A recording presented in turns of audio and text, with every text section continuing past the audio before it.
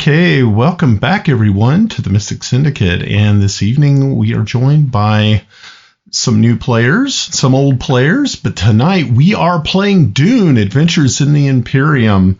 This is our first time that we've actually ever ran this game on this program, and I want a big thank you goes out really quick to all of our players, because I don't think anyone here has actually played the game either.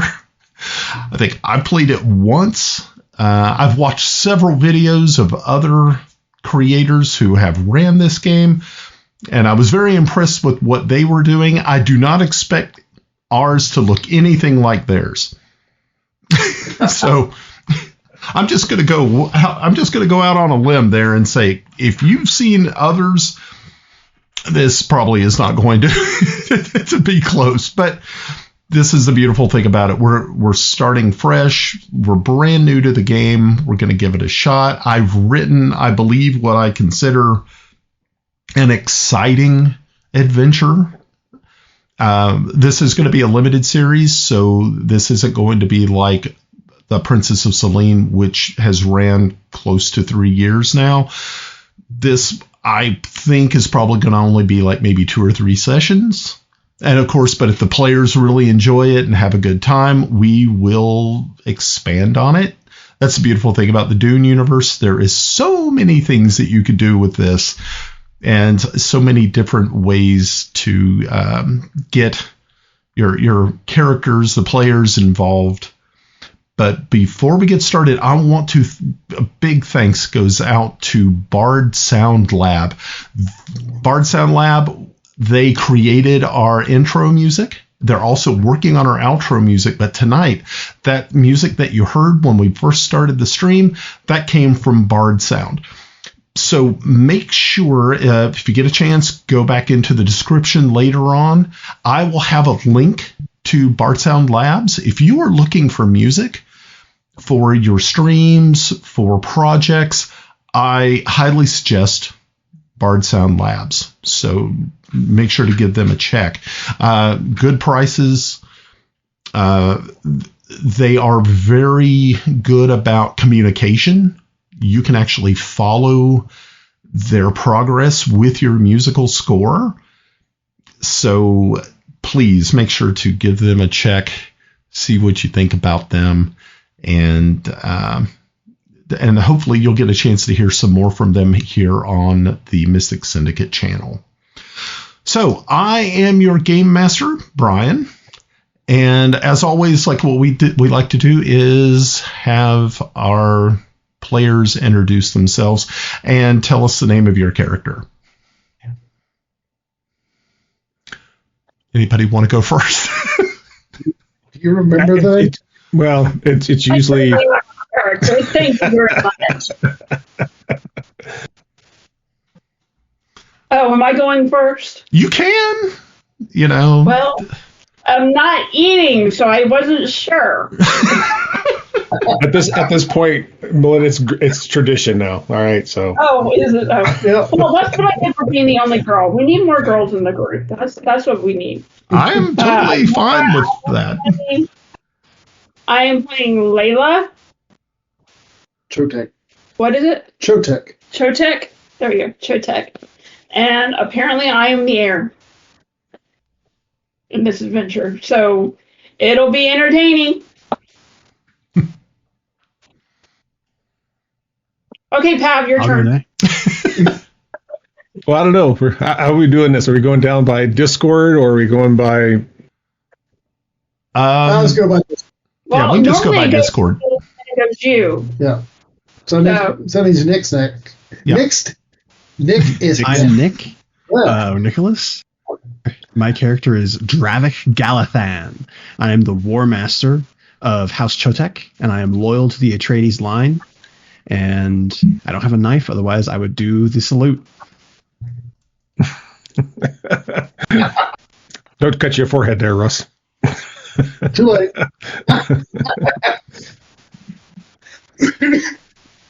That means you're next, Pav. Oh, I am next. Hello, I'm Pav. I'm playing Rhys Caldar, the House Spy Master. I'm Russ. I'm playing Yadek Glau. He is the house advisor. Now, the quality of the advice, we're going to figure that one out. It's just going to be interesting. Okay. And I am Jolly, and I am playing Taylor Soon, the chief physician for the court of Chotek of the House of Atreides. And I'm excited to see what we get into, and looking forward to using Imperial conditioning. All right. Very good. So, real quick warning, I am coming off of fighting a cold.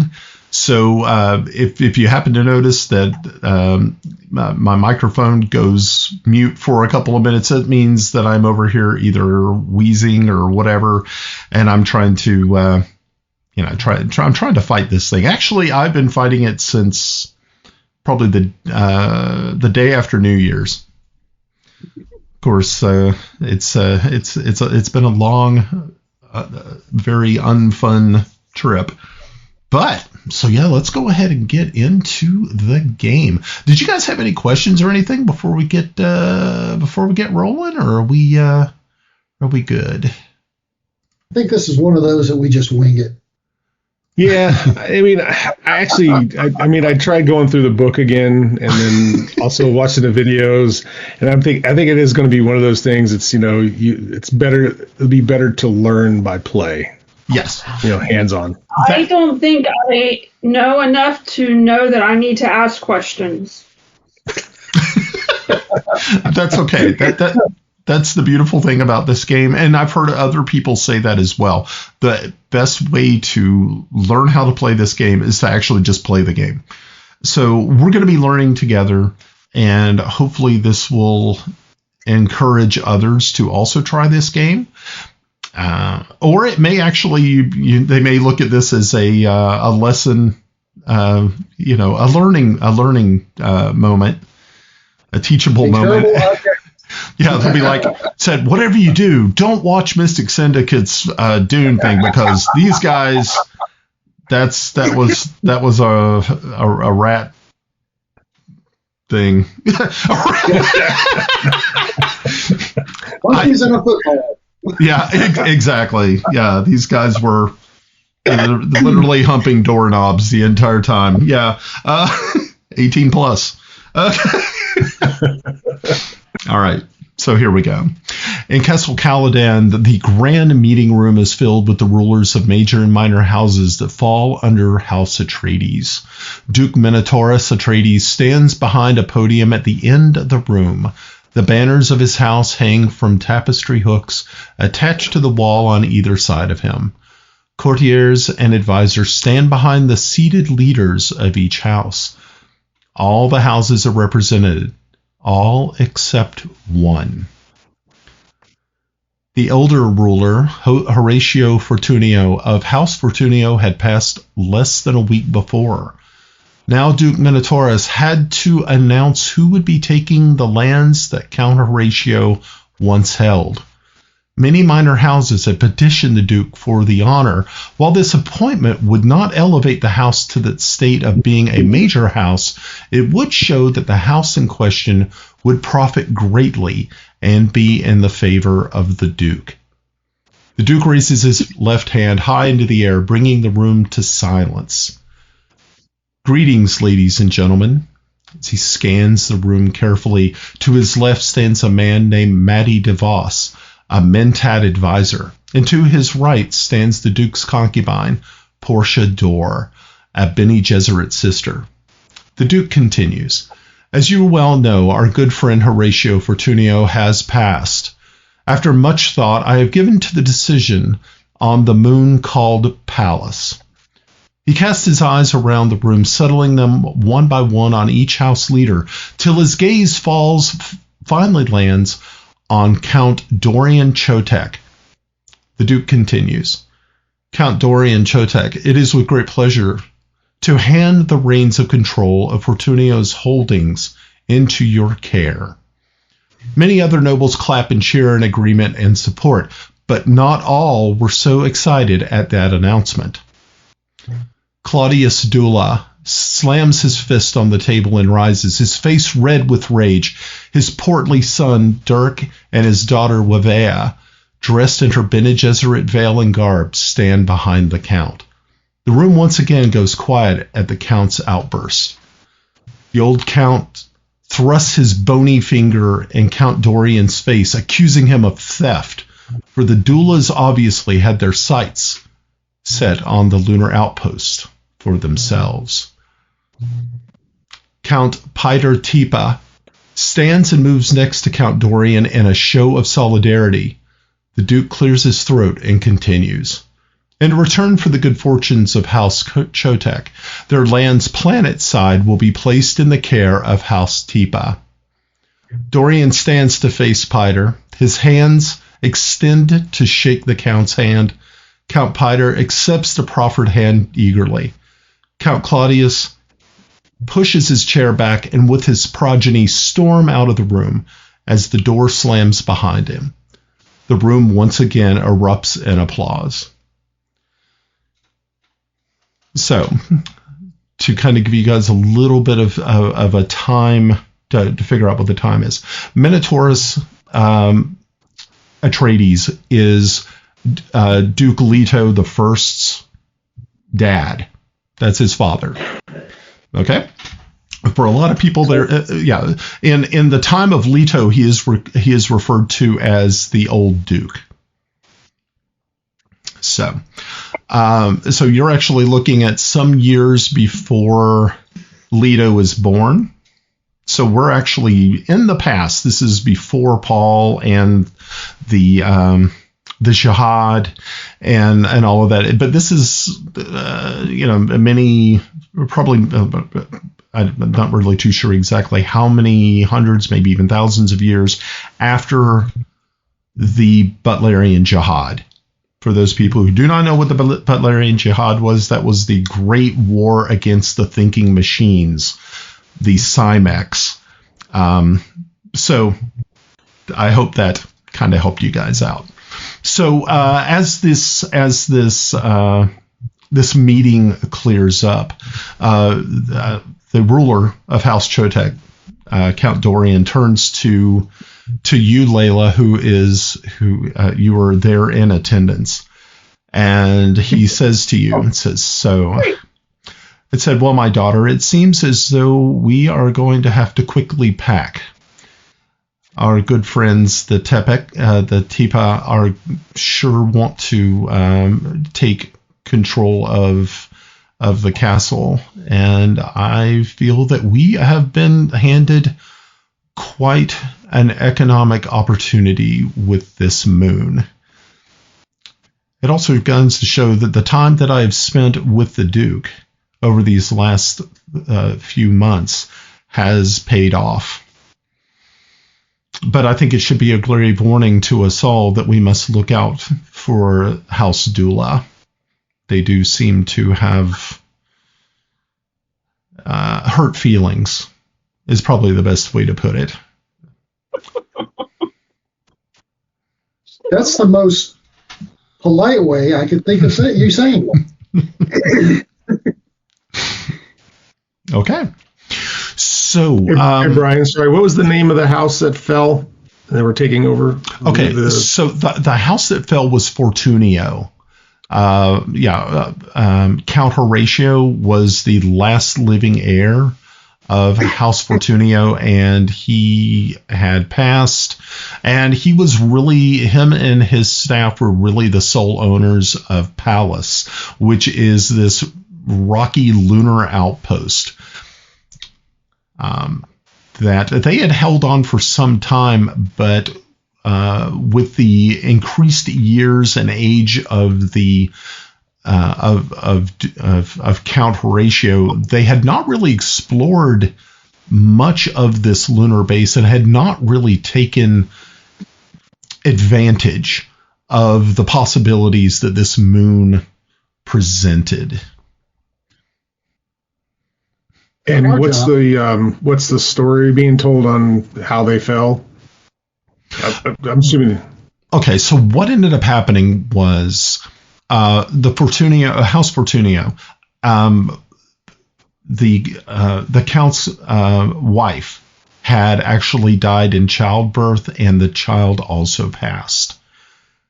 So it was the Count, for the most part, had afterwards fell into a deep depression, and his leadership skills when it came to ruling over Palace fell to the wayside, and he did not produce another heir.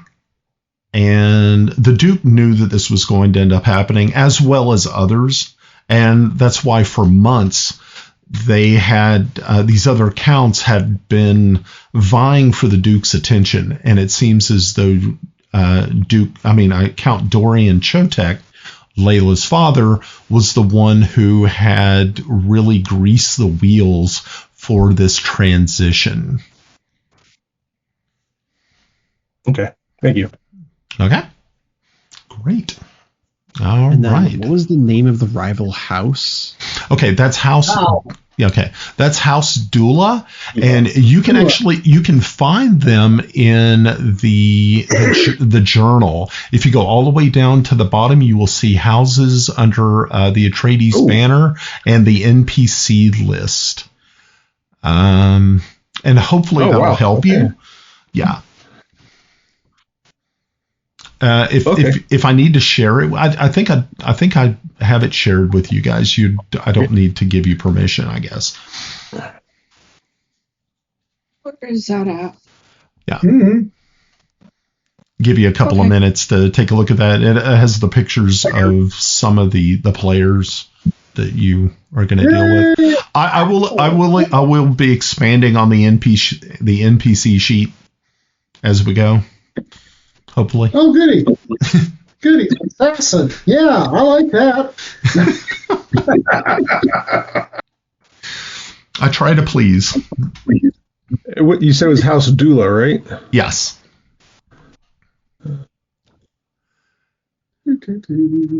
And House Tepa is the house that is taking over the planet-side lands of House Chotek. Now, Tepa and Chotek have been very close. These are families that have actually intermarried in the past. So you look upon House Tepa as being almost considered a brother or sister house. Actually, Brian, you hadn't shared it with me. I see two characters in here, myself and someone else. Same. I don't know if I. Yeah, you may need to you may need to choose the other pages. Okay, it popped up now. Oh, good. Yeah. I got it. Appreciate it. Yeah, for those people watching at home, I will actually expand this out, and you can see exactly what I've been doing. It's kind of like Dudley. It does look like Dudley. So yeah, you can see that Claudius Dula, the Count of House Dula, his portly, sort of bloated-faced son, Dirk. Well, at least we can. What's that? At least we can outrun him. True, probably. His twin sister might not be as easy to outrun. But yeah, you guys can actually see that some of those people in our NPC sheet. Like I said, I'll be expanding the NPC sheet more in the future. Oh, cool. Okay, That's good so far. Thank you. Appreciate it. Okay, Yeah, so that's very helpful. So you all return back to the manor house sort of palace back on in Caladan, and as you arrive, you can already see that news has traveled before you. People are starting to pack up for the trip. Now, of course, Palace is within the same solar system. The moon is not actually, Caladan does not have a moon itself, but there are other planets in the solar system that have moons.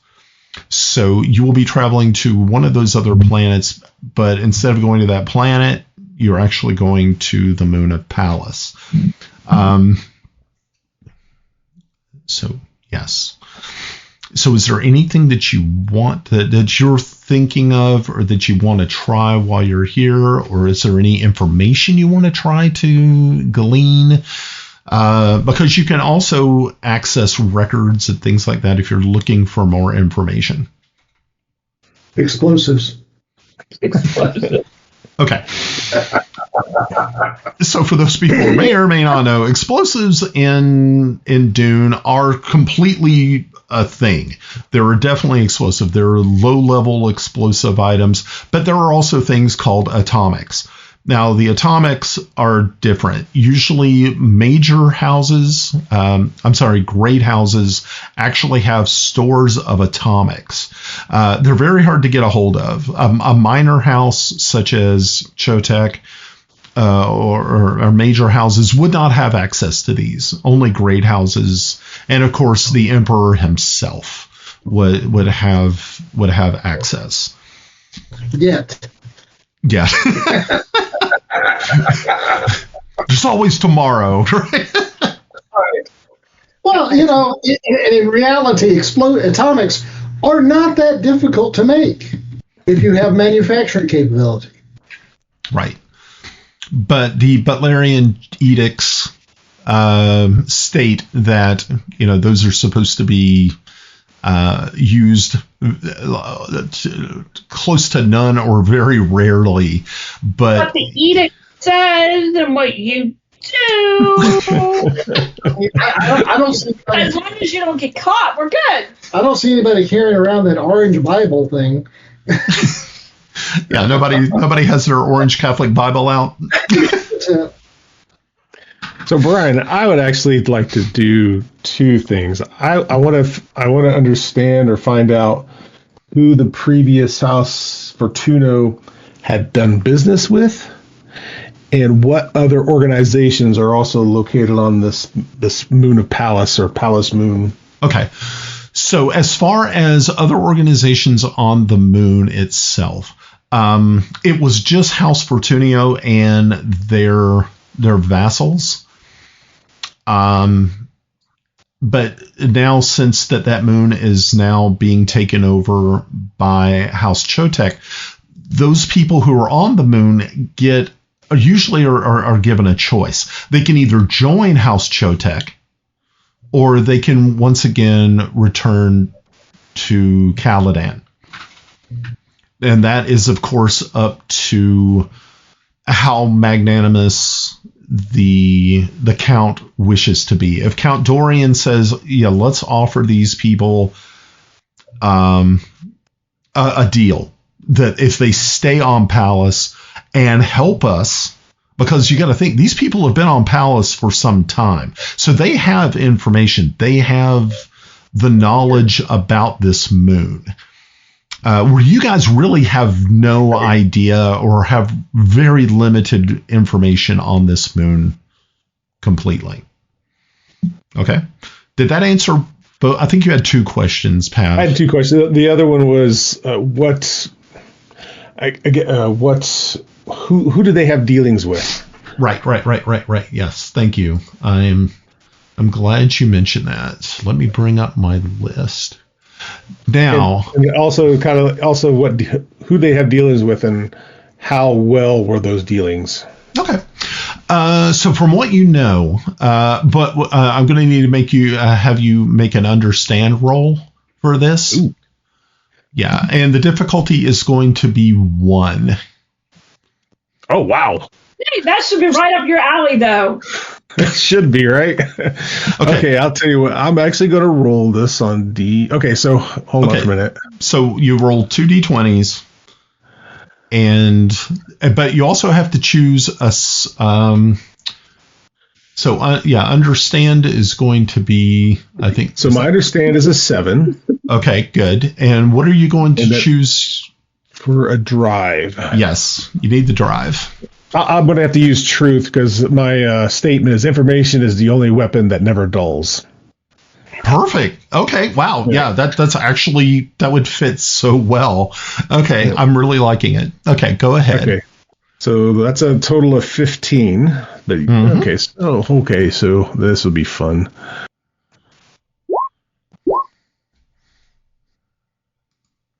I have no idea what I rolled.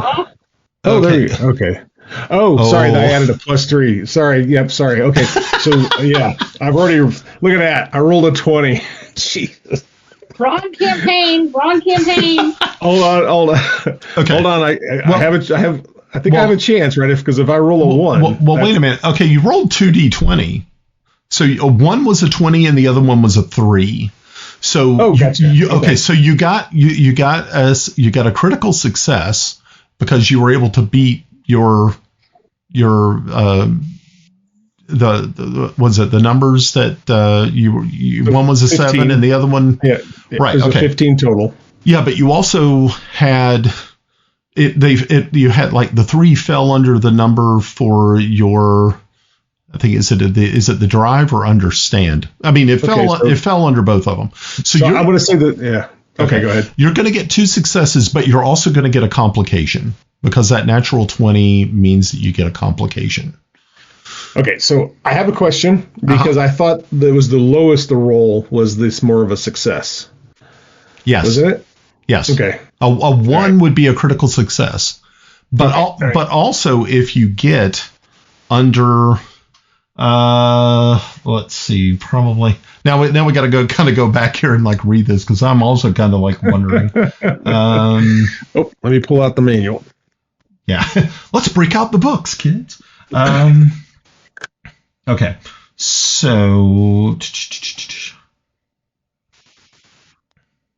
oh yeah, okay, here's the skill test procedure.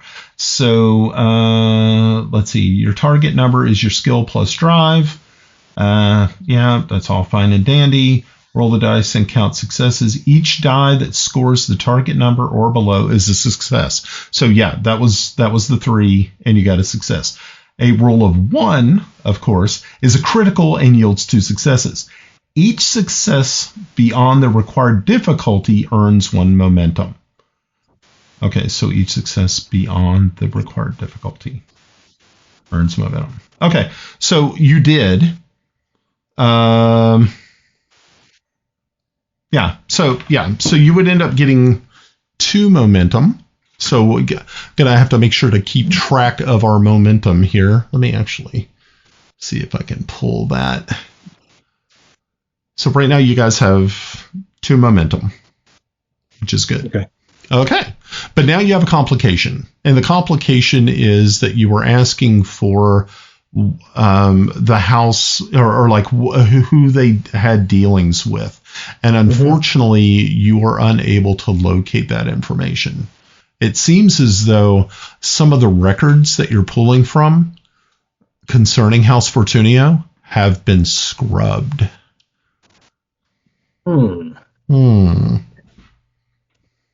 Is there any way like a that job for our that would be true. That would actually be something that. Okay. Any other information you would like? So, is there any chance I can talk to like any military personnel that may have had dealings on that moon or may have assisted with anything on that moon? Okay, most likely being that House Chotek probably has never really had a reason. They did not have a working relationship with House Fortunio, so that would, but you could, let's see, you could. We also have to remember we're a minor house too, so. Yeah. Well, people look at us and go, yeah, whatever. Well, I mean, even the minor houses have to keep some sort of spy network among themselves. Are you telling me that the network that my dad would have set up knows nothing about what we're going into? That would be Pat. I tried. Yeah. He was trying.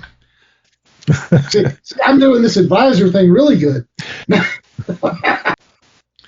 But what you can do is you could actually spend 2 momentum that you just had and create an asset. Like you would be able to find somebody who may have that information, and they would be a temporary asset. We could actually use the asset to, because they had their own spy master. Probably. So we could use him. We could use him as an asset, and and offer him a sort of a position, not the head position, of course. That's mine. You did a great job. Yeah, rolling with a 20 right off, right? Okay, so that might be. But I will leave that up to our matriarch. Oh, that's me. Yeah. You may want to you may want to talk to your advisor and see what he says. Being in charge is a good thing.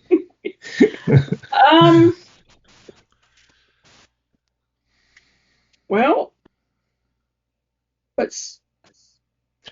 though we could do this a little subtler, and maybe instead of the spy master, ask one of the people. I don't know. I would imagine a physician hears a lot when he's, especially on how the child was stillborn along, and the mother had died from it, and of course the father eventually had suffered. He may have some information too, so I will leave it up to our advisor.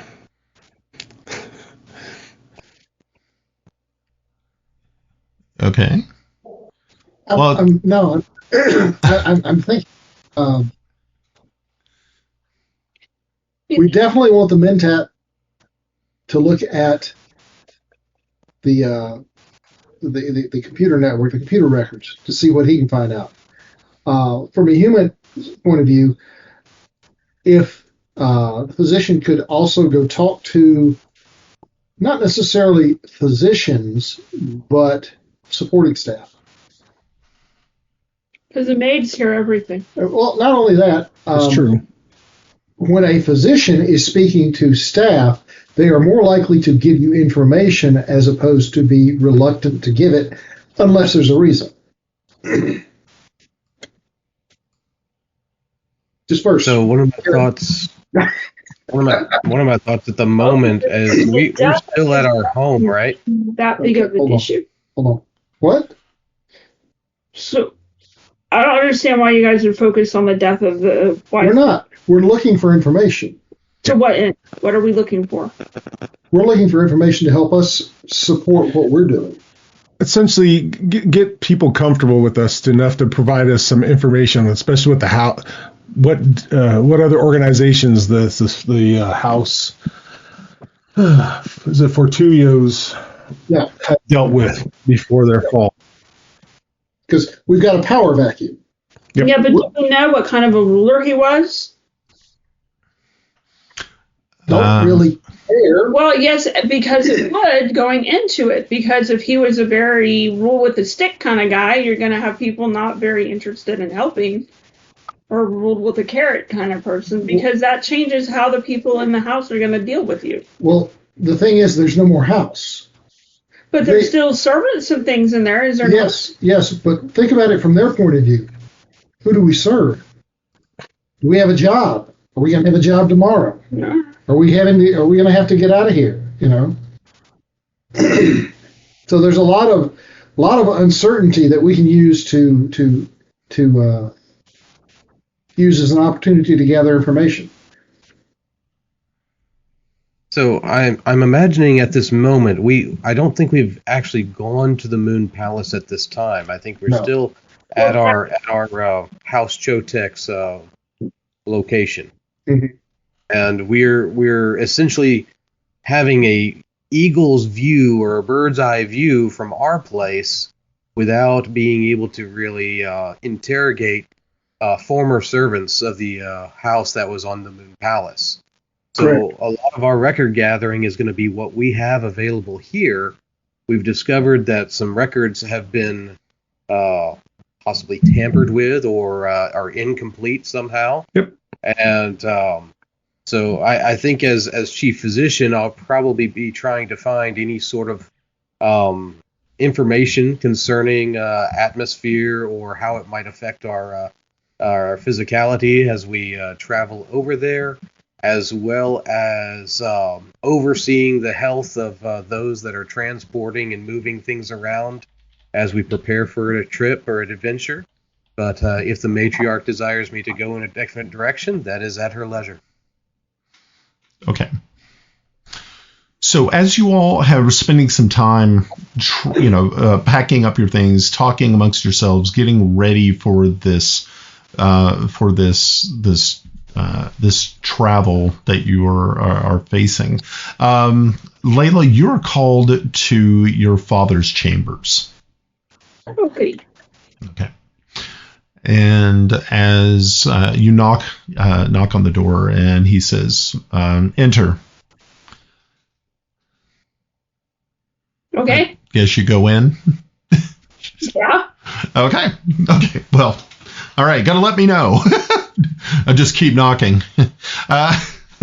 He says, you walk in, and you're standing there as he is sitting at his desk, and he says, "Layla, it seems as though I may have further dealings I must take care of here on Caladan before I can actually make the move to Palace. I believe you and some of the staff would probably be it would probably be better for you all to go ahead. And so I am leaving the change of location to you and your staff. I believe it would probably also be wise of you to take Dr. Soon as well.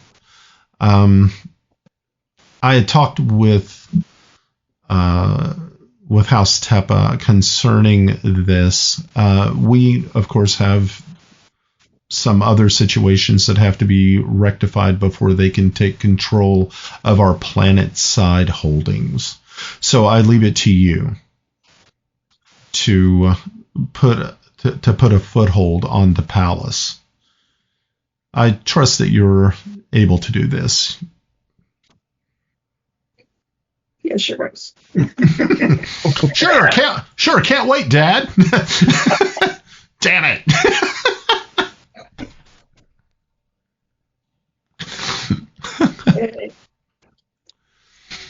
I will do my duty to the household. I did not doubt that you would. So he stands up and he hands you a case, a message case, circular and metallic, and he says, once you get to the spaceport and you talk to the transporters there, this of course has my seal upon it.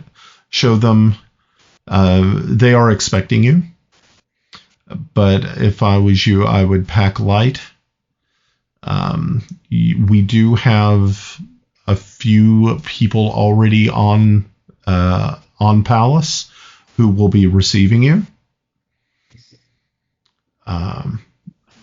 Have you had any chance to do more or find any more information on the moon itself? A lot of the information we have has been tampered with in appearance. So we will have to do our own groundwork beyond what we have. I see. Plans already been made. You said tampered with. Interesting. I will see if any of if there are others who may have more information. But no, thank you very much for letting me know that. Said, "Well, go with my good graces, my daughter." And he once again sits down at his desk and starts to write out instructions. As you're sitting there kind of looking, you can see that they are pretty much just information for House Tepa for when they take the lands and Manor House. So you don't see anything that would alarm you. You just kind of look at it and go, oh, okay. Normal stuff. Well, I've been dismissed, so. Yeah, you've been kind of dismissed. Yeah. I leave. Move along. Bye, Daddy. Walk away. That's not an ominous feeling of my dad saying he has to stay behind to do some loose ends in this political climate. It's even better than that. It's like, Yeah. I gotta stay, you go check that out. Thanks. Polish mine detector. Do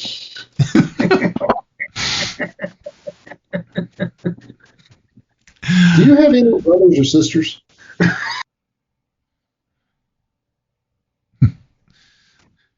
To fill in that gap of information, not that you know of. Your dad probably wishes he did. Yeah, the one offspring he has, and he's like, dang, I got to send her. I don't know if this is going to work out well for us. Damn. Don't die.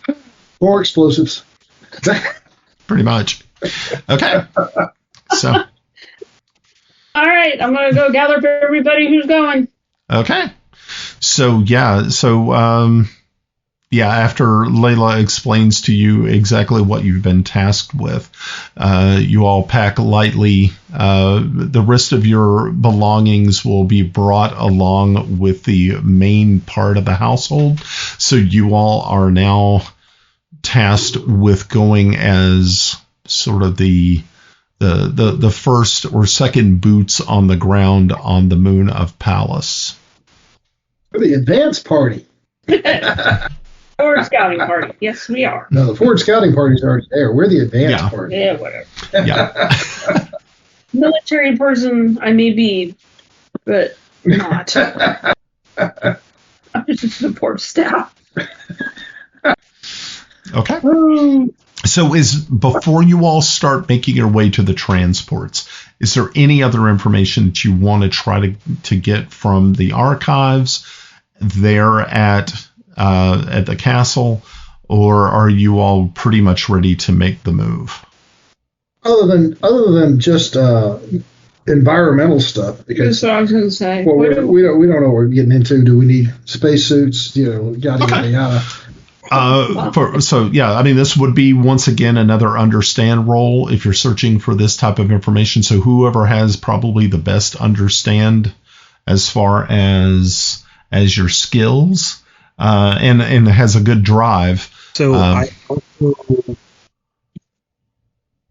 I would like to take and utilize intense study to take and provide some information from my delving into whatever records I could find, and try to get a roll of understand for you here. Okay, that's perfect. So and so what was your drive that you were going to pick? Okay, so the drive is going to be truth. Okay, good deal. My statement is I decide what is true. Okay.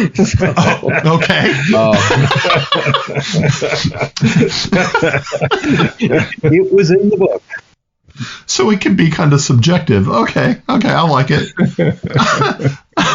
But That's funny. That's certainly so. Okay. So let's see. So with the intense study, once per scene, you may use your understand skill on a single test instead of any other skill, and you are counted as having focus for that test. Okay. So I think what that does is that I think it would lower the difficulty. I think that lowers the difficulty by 1, but this was a difficulty 0 anyway, because you're actually pulling from records. Okay, so I'm going to roll 2d20. 2d20. You want me to use the Roll20 app? It would be nice, so that people at home can see what the rolls are. Okay, so we got a 16 and a 13. What was the number you had to beat? Let's see now. So the numbers you need, understand is 6, and truth is an 8. Okay, so a 14. So you actually got one success. Okay, so that was the success you needed. Okay. The other one was not a success. So you don't get to bank any momentum on that. So you're still at 2 momentum, I believe. Okay. So what were you asking for again? So we were trying to have further understanding concerning Okay. where we're going. Okay, so the Moon Palace is very it does not have a very thick atmosphere. You will need suits if you are going to be out on the surface. It does seem though the actual facility that you're going to is completely underground. So the underground facility has a much denser atmosphere as you get closer and closer towards or into the crust of the moon. So you don't have to worry too much about that. But if you go out on the surface, you will need suits. And they also recommend that anytime that you are in any of the mined areas that you have a suit on for just for your protection. If you're in a mine or in a cavern, there is a chance that there will be enough breathable atmosphere, but it's very tricky and it can be quite dangerous. So standard wear is wearing the suit. Yeah, I would say anytime you step outside of the subterranean facility, suits would be probably the way to go. I'd also like to get a binary liquid explosive. I'm serious. Okay, so you're going to create an asset? Yeah, let's create an asset. I don't know how to do this. Okay, so you what you do to create an asset, you burn 2 momentum to create the asset. So bring you guys. How do I get the momentum? Okay, well you have 2 momentum. You have 2 momentum right now. If you spend that momentum, you will have no more momentum, but you now have the asset. Okay, is that cool with y'all? Can I quick question? Sure. With that asset, it goes away at the end of the scene, correct? If we make it in the scene? No, there are ones that can last longer than the scene. So this is going to be one of those ones that's going to last longer than the scene. I'm still fighting with the whole concept of scenes. I'm running this more like Dungeons and Dragons. It's working. I would be curious on your intent, a good advisor, on why you wish to create such an item at this time. Fireball. All right, yarn. As the physician, I might have reason to say caution due to the fact that what comes after the explosion, I might have to pick up pieces, but that's from the physician's side.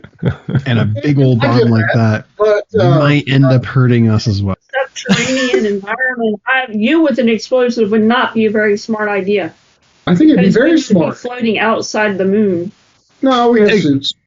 And again, what's the intent? Just to have this on hand for what reason? Because at this point, I have no weapons. Do you have any weapons? Yes, I do. Do you have any weapons? All right. So why do you not have? I have a squad of men and a sword. I have a knife. Well, you didn't clean your assets for a while. Oh yes, I knowledge did. is my weapon. Oh yes, I did. Knowledge is power. Like a little schoolhouse rock, right? Okay. Schoolhouse. So, y'all mind if I create an asset? No, not that. No. Is that a no, you don't mind, or no, don't do that?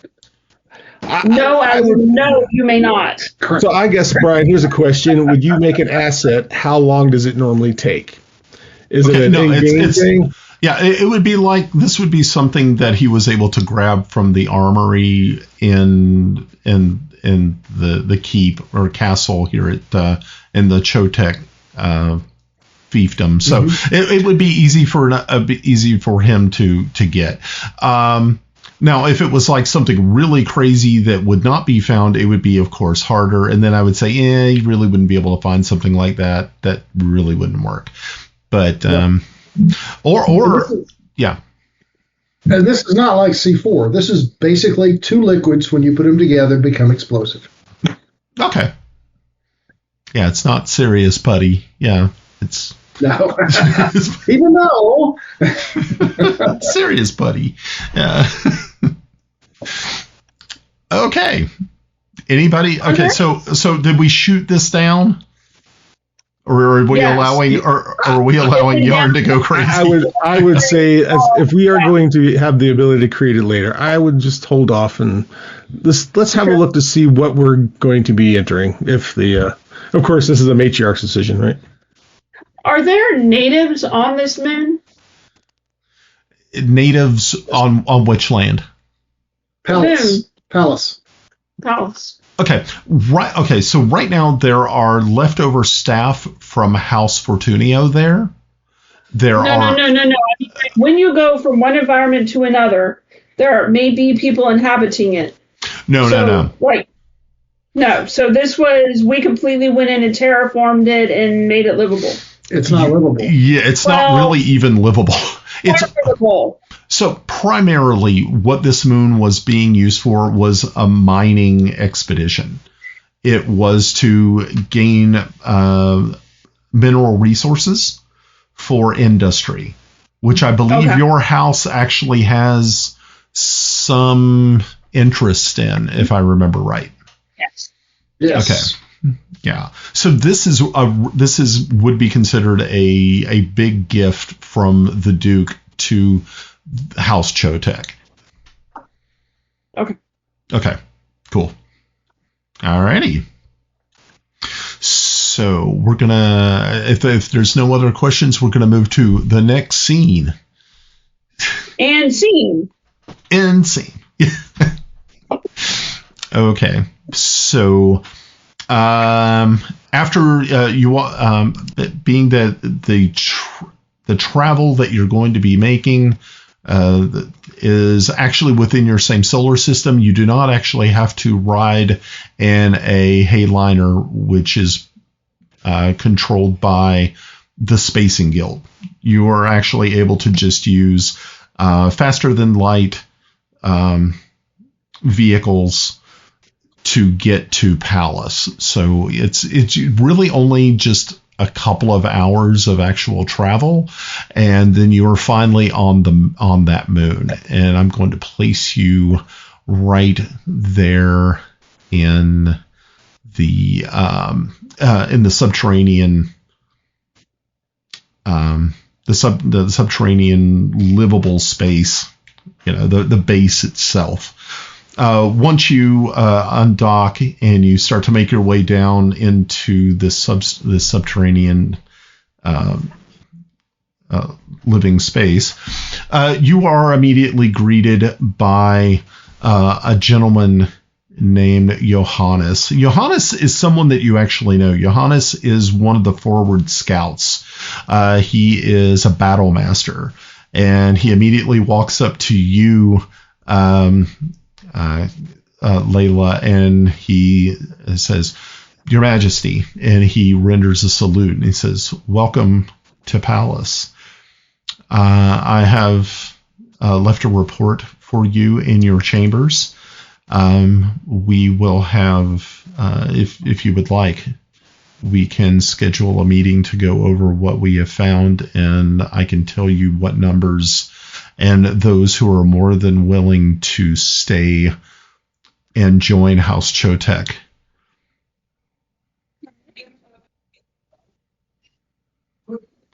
Okay? Yes. All right. And he says, we have had an interesting report, and it just came down to us probably about an hour ago, that one of the mine shafts there was a sort of what we'd call a moonquake.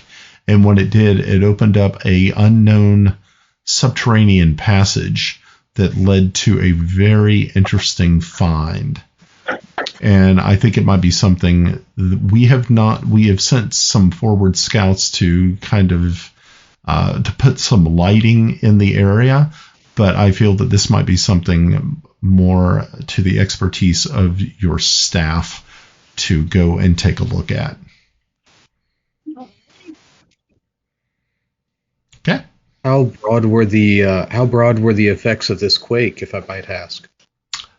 It seems as though there was some damage to other outlying passages and other mine shafts, but we were able to ascertain that it was we sustained no injuries to staff, and the subterranean facility itself was unharmed by the quake. How often do these quakes occur? He says, since we've been here on Palace, we have experienced just this one. But we have talked with others and say that probably at least once every cycle, which is what they consider a rotation around the Palace's home planet, is when. Okay. So we're thinking that there are tidal forces that are pulling on the crust of Palace from the planet itself. Is the planet a dry planet? What planet does the Palace orbit? The planet is called Geron 2. There's a Geron 1. This is Geron 2. Geron 2 is a water world, which has very little land mass on its surface. And the moon we're on is what kind of? Is it a desert moon? It's more of a rocky sort of. The mineral content is sort of a mix. You have iron closer to the core. It does have silicates on the surface, much lighter material. So it does have a significant but not overpowering gravity. We do believe that the core itself is molten, but it is much smaller, so it does not have the mass that it needs to hold on to a significant atmosphere. Okay. Wow, I sounded like I actually know what the hell I'm talking about. Huh. I mean, I took in college. In college, I did take a planetary astronomy class, so I was like, I can make this work for me. Iron core with a silicate crust. Yeah. Ooh, that's right. I know what asset we need to make. Plot armor. Plot armor. Yeah. Okay. So was there any more information you wanted from him? What is the current base's think security looking like? Yeah, okay. How many men under arms do we have? Okay, so as far as security goes, the initial security team that arrived is right now holding down the facility. You're looking at 25 troops, 25 soldiers. You have of course, they are broken into different, what is it? Not sessions. What are they called? Come on, military folks. What is it? Squads. Sections. Okay. Well, Squads. not sections. No, I like different time periods that they are on duty. I think that's shifts. Thank you. I've fallen and I can't get up. Okay. So they're on shifts. So you do have coverage. They are expecting, of course, more to arrive, but as it has been stated that there are several, maybe scores of House Fortunio who are willing to stay, especially those who are tied to the mining industry, because there is money to be made here. There are Solaris that could definitely help with these people, because a lot of times as they're working here, they are sending these Solaris, which is the currency of the galaxy, of the Imperium, back to Caladan. So,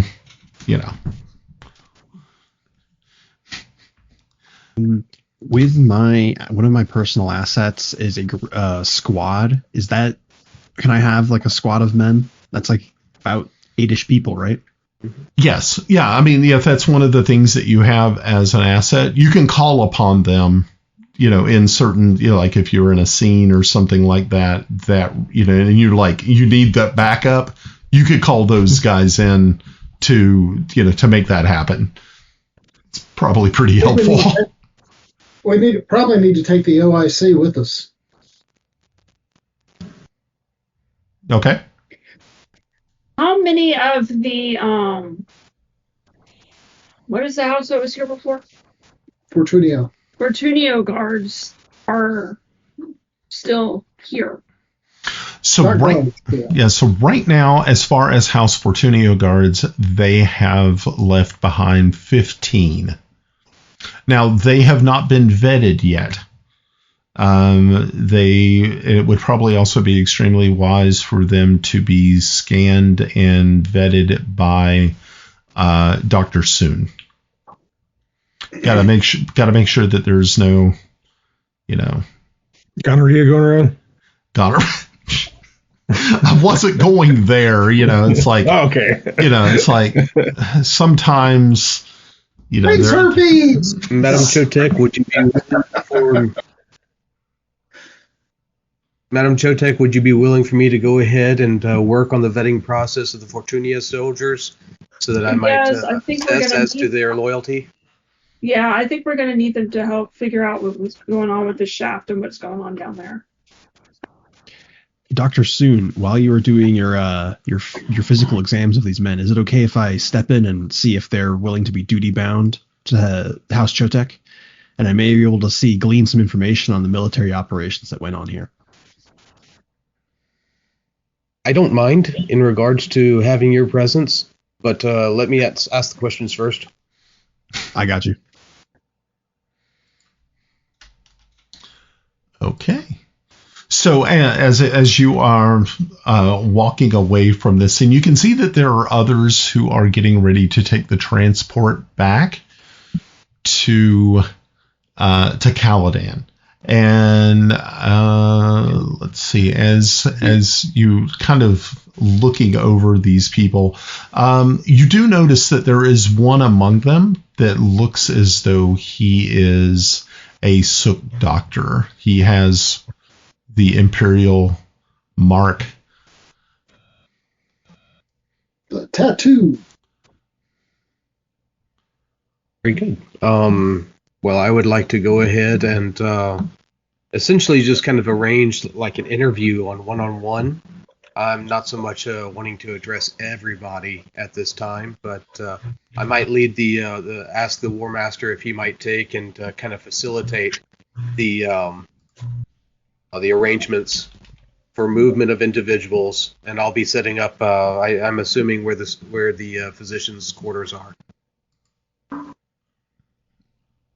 Okay. So I'll kind of gather everyone that is looking to stay and serve under House Chotek, and I will direct them individually, one at a time, to Dr. Soon. And then I'll kind of make sure they stay orderly, and that everyone who is coming in, we like account them for, so there's no like person slipping in behind the scenes. Yeah. Okay. So very good. So you guys are going to go ahead and take the time to vet those who are left behind, who have elected to stay behind, and that will probably take you at least probably a few hours to complete that. So. Okay. Oh man. Sorry, I had to choose a beer. Just why not both? Well, because they taste very different. Well, I confused him because I gave him choices. Yes. We're out of that one, by the way. Normally, she just hands me one out of the refrigerator, which is over there next to her. I'm being nice. I'm giving you choices. Then she came out with two different versions. It was kind of like, no. So anyway, where I was going with this is, since Rhys and I are not involved in that thing, the vetting, I would suggest that you and I grab the OIC of the guards and go and look at where the shaft is, look at the perimeter, determine if it is possible to defend. Because if something's coming up from it, we want to be able to defend and possibly defend in depth from that. Expecting attack inside the planet? I always expect attacks. I picked the right paranoid person for that. That's my job. I don't need to be there for the vetting process. I'm going to go read the report. Let's see. What does the report say on? What did Johan? Or I don't know what their title. What his title would be? Battlemaster Johannes. What did he write there? I don't know. So I guess the question is: do we call you Your Highness? Are you matriarch? Do we give you Lady Chotek? Maybe.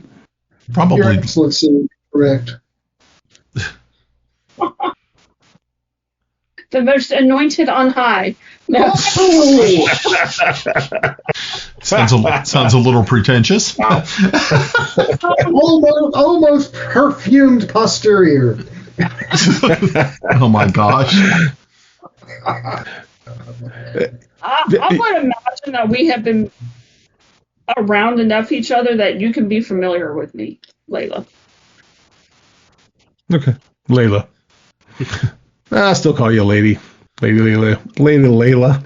Oh boy, I can't say that fast. Lady Layla. Layla. Agreed. What does the report say? I don't know. Brian, oh great game master, what does it say? Okay, so as you're reading through this report, it looks as though when the moonquake occurred, it opened up a subterranean passage that had actually been excavated from outside of the normal area where they had been mining. This is something. Russ was on track, so yeah. What? Go ahead. Sorry. So explosives? Yeah. So what has actually been found is it looks like there has been some sort of ancient excavation done here. They're not really too sure of the time period. They did not go too far into it, but they did notice that there were it looked as though that there were like some sort of tents set up, some sort of equipment was left behind. Someone had actually spent some time here, but they could not find, or they were unable to determine the age of this excavation.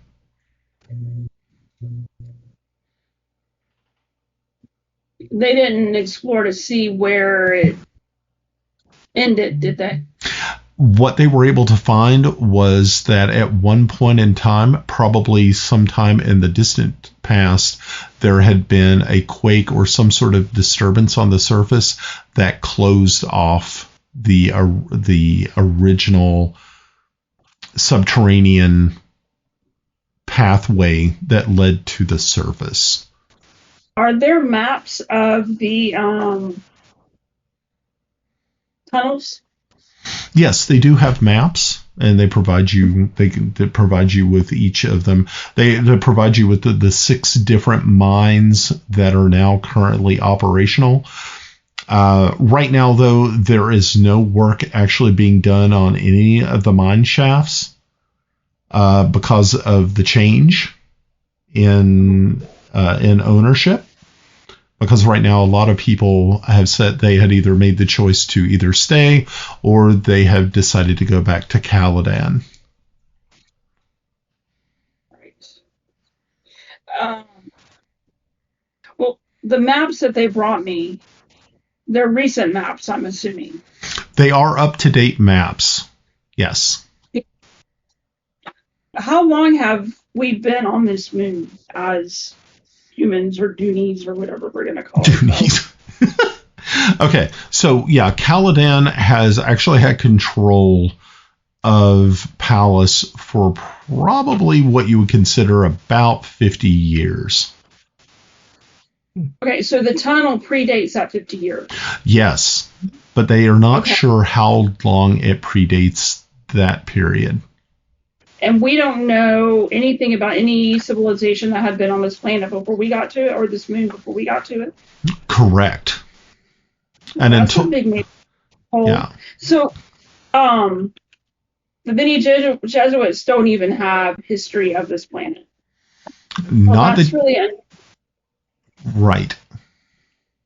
Is there any way I could possibly contact somebody to find out?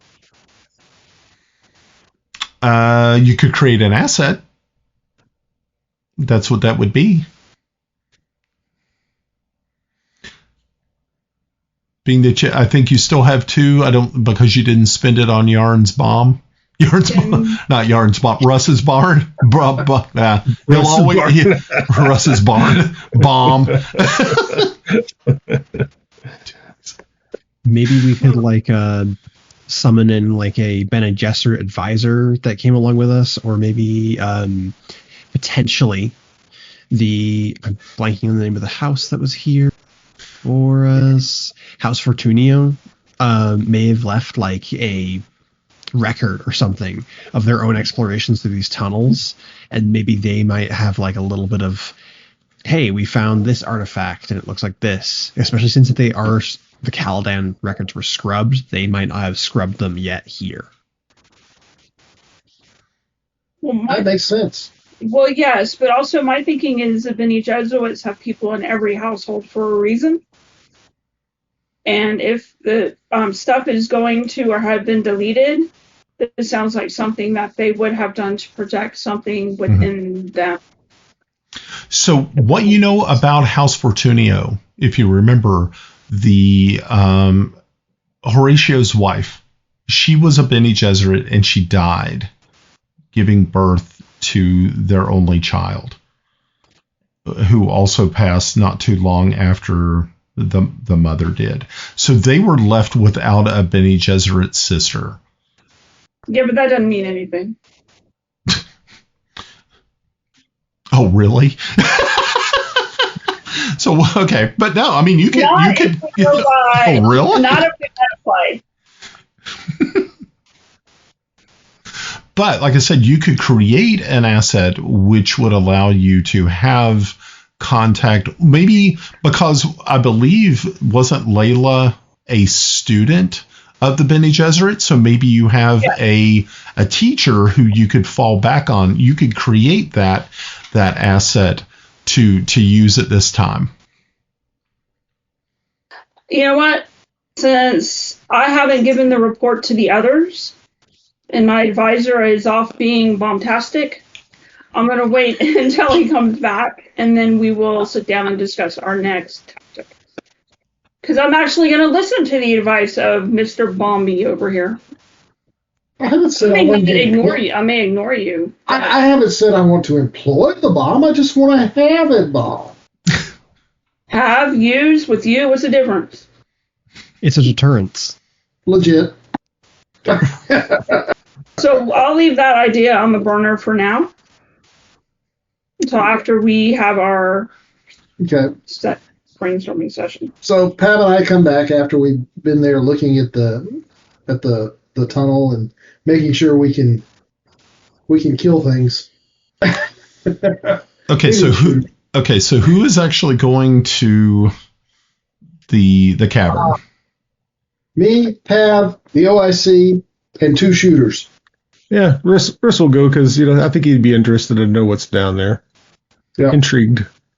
Yeah. Okay. I could send. I thought you were interrogating people. No. Nope. That is. I could send 2 of I thought you guys were going to do y'all. that while they were interrogating. Okay. Because that was going to take them time, which is why I went to go read the report. Okay. No, that was Dr. Soon and Dravek. Yep. I would love to take and say that I've done the interrogation on the Sook Doctor first, so that I might be able to send maybe the Sook Doctor with them as well as medical help. Okay. Or something of that nature. So the Sook Doctor was actually leaving for Caladan on the transport. He was not staying.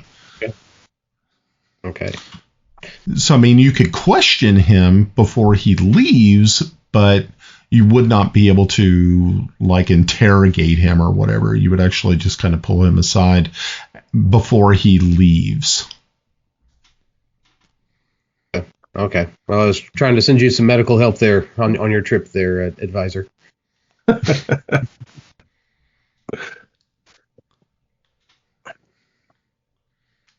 So, do we want to run through the interrogation or the questioning now with the Sook Doctor, or wait till they head towards the tunnel? Okay, well, we'll have to split the party, so this is going to be the fun part. So, Oh, God. Already. Okay, so what we'll do is we'll do the cavern, and then afterwards we'll get to the interrogation and going over of the... Okay, so the only people who are going are, was it Rhys, Yadek, and who else? The OIC guy and 2 soldiers? Red shirts. They're expendable. Yeah. Okay. And then Draven said he'd send two other ones with us, so that's 4 shooters. Or I think the 2 I sent are the 2 that. Oh, okay. Yeah. Never mind. Okay. No worries. So good. So I'm going to go ahead and move over to our cavern map. And we shall see how this works out. I'm going to have to do a little moving around because I thought all of you were going to be going. But that's okay. I'm totally fine with this. Now, Brian, remember what our purpose is. Our purpose is to assess the feasibility of defending from anything that's coming out of that cavern. Okay. It's not to go exploring the cavern. Oh, okay. Okay, well, if that's the case, then I don't actually have to show you the map. If you're just going to do that, that's I like fine. Now, you see, the objective is to determine if we can defend. If we can't defend, then we need to fix that. True. I understand your concerns. I mean, it can't hurt to look, so. Yeah, I don't. Like, if it's a huge gaping hole in the wall, constant guards should be posted there. But if it's like a little crack, you could probably just put a big rock in front of it. Indeed. But we don't know till we look at it. If we had an explosive to close the... No, sorry. If we had an explosive. I just feel we need to use momentum for more than explosives. Oh, yeah, I know. It would be a more beneficial asset. I'm just pulling Russ's chain. Oh, I know. Oh. But I am a firm believer in the maxim of there is no problem on this earth that cannot be solved with a suitable application of explosives. You did say suitable. Okay. Yes. Yeah, but my definition. In every of suitable- situation is a different situation. Indeed. Sometimes you only need a firecracker. Sometimes you need a little bit more than that. Just a little bit. Okay. Well, they're doing that. I'm still gonna pour over the reports and the maps and look at all the mining information that I have there. Okay. Figure out which way to get started first and all the things. Okay. So that's what I'm doing. Okay. So you're doing that. So Yadek and Rhys and the OIC and the two guys head back down or head down one of the mine shafts. You were riding in a sort of like a cart. It's not a mining cart. It's actually like just a transport that is used primarily for subterranean travel. And it only takes you about 45 minutes to actually locate this subterranean, this cavern that has now opened up due to this moonquake. It looks as though the entrance to it is very small, quite easy to defend from your location outside of it. It would take an extensive amount of probably of excavation to open it up to make it wider. Right now, it is literally a crack in the wall that you could sort of squeeze into and then go into the other side of it. Okay. This is exactly what we needed to know. Do we have radio communications with the main guard post back? Okay. Yes. Good. All right. I've seen what I need to see. What about you, Pav? Yeah, we don't need to go in any farther. Mm-hmm. Do we have a means of? I mean, I hate to create an asset just yet, but maybe we should at least put a guard or two here. Leave, just. We brought 2 guards with us. Yeah, they could stay here and keep an eye on it, and we'll send them a replacements soon. But I think we need to at least guard this just to make sure nothing does come through that. Or if something does, one of them can at least let us know. Okay. All right. If we do that, you realize that if anything happens, we're an hour away. Oh, I'm sorry, I did not hear that. It's about 45 Isn't it minutes. great that you brought 2 red shirts with you? You could post there. Well, no, we don't want to post people to be red shirts. Yeah, no. Okay, we will. Now, this 45 minutes. Is it 45 minutes down a single corridor, or is it a 45 minutes within a built-up area, or what is it? Okay, so it's 45. Hold on, I'll be right back. Okay. So it's 45 minutes that take you down several different not mine shafts, but actual subterranean passages that branch off to mine shafts. So there are, like I said, it takes about 45 minutes to get to these locations. Now, the pathway itself, these roadways, these subterranean roadways, are clear enough that it's not like you're going over rocky terrain or anything. Everything has been smoothed out, so it's not rough terrain at all. So what I'm looking at is we've got this, and we've got a corridor going to it. How far back is the first point where everything goes like that? Okay, so I'm looking for a child, a Schwerpunkt. You're looking for an easy way of determining if something's coming, right? Coming, and the first place we have to defend. You see what I'm saying? Okay, yeah. All right. So the first place you would probably want to defend after that, or between that crack in the wall and the main facility, there are 3 different mine shafts between between the facility and the new cavern that opened up. So, of course, you'd want to defend those mine shafts because they have miners in them working, Yes. at all times. So the first mine shaft you come to is about 10 minutes away from the opening of the new cavern between you and that cavern opening. So we're still looking at a half-hour response. Yeah. Okay. I think even at the cave entrance, even if we provide something that's a little closer to us, will provide us plenty of time. You should put like sensors. Yeah, there. but that's not my concern. My concern is also the miners.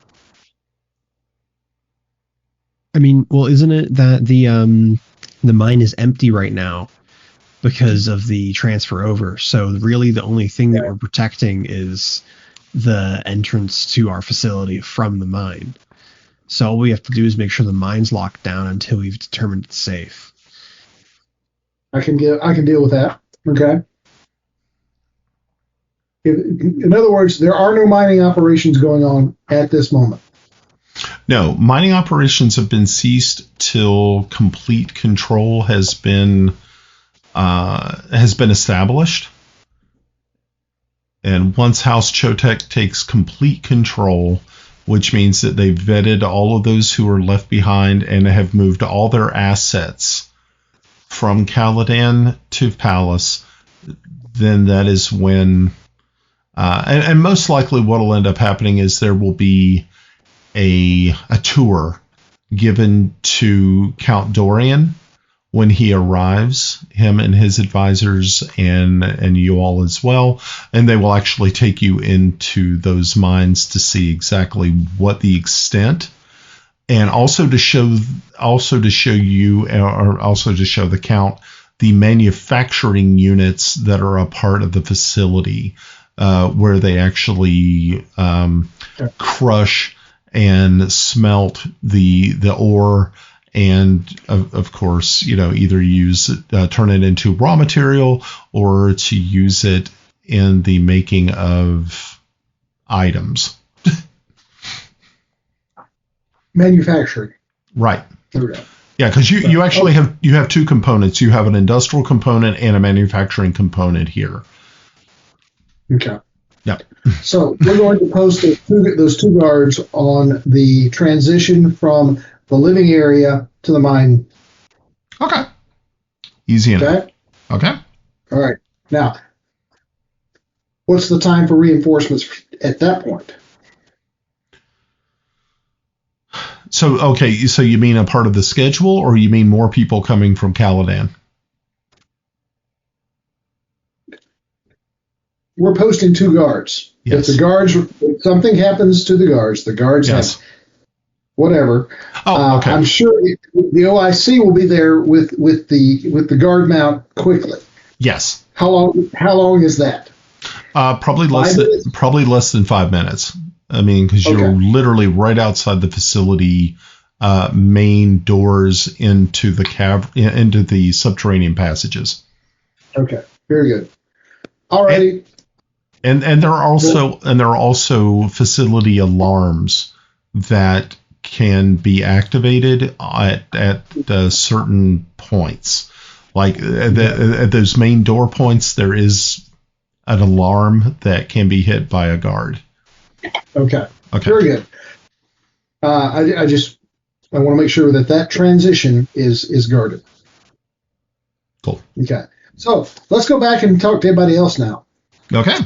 So while they are coming back on their 45-minute little trek to check out the crack in the wall, Dr. Soon and Dravek have sequestered those who have decided to stay behind. After a brief Was there any specific questions you all wanted to ask? I know that, Dr. Soon, you have devices that you can use to scan them, to scan people who may have been genetically tampered with or altered, so that, if these people are spies or some sort of living, either a genetic or biological weapon, you'd be able to determine that. So what I would like for you to do is I'm going to have you actually roll for this, I think. And I think we're going to use... You like communicate? I think communicate would probably be good. Yeah, communicate would work. Do you have a drive you'd like to use? So the drive that I would use, again, it's really based around truth. I mean, in communicate, I do have a focus on interrogation. Oh, okay. Okay. Let me get this pulled up here. I think that's what it is. Like, if you have a focus that you're using, if you get below a certain dice roll, you get extra momentum, I think. Okay, so you rolled a 19 and a 2. Okay, what was the number you were trying to beat? Okay, so with communicate, that was a 6, and with truth, that's an 8, so a 14. Okay, so you got one success. You just needed one success. So that's good. Okay, so you were able to get one success. You were able to question these people, scan them. Was there anything specific you wanted to do with it, or was that just it? I think with each individual person, just being alone in the room, having things quiet, being able to ascertain. I've got that implanted bionic sound amplifier, essentially my earpiece, that is there testing their heart rates, observing respirations, also being attentive to eye movements as we're talking and chatting, looking for any sort of kind of like a human lie detector, essentially.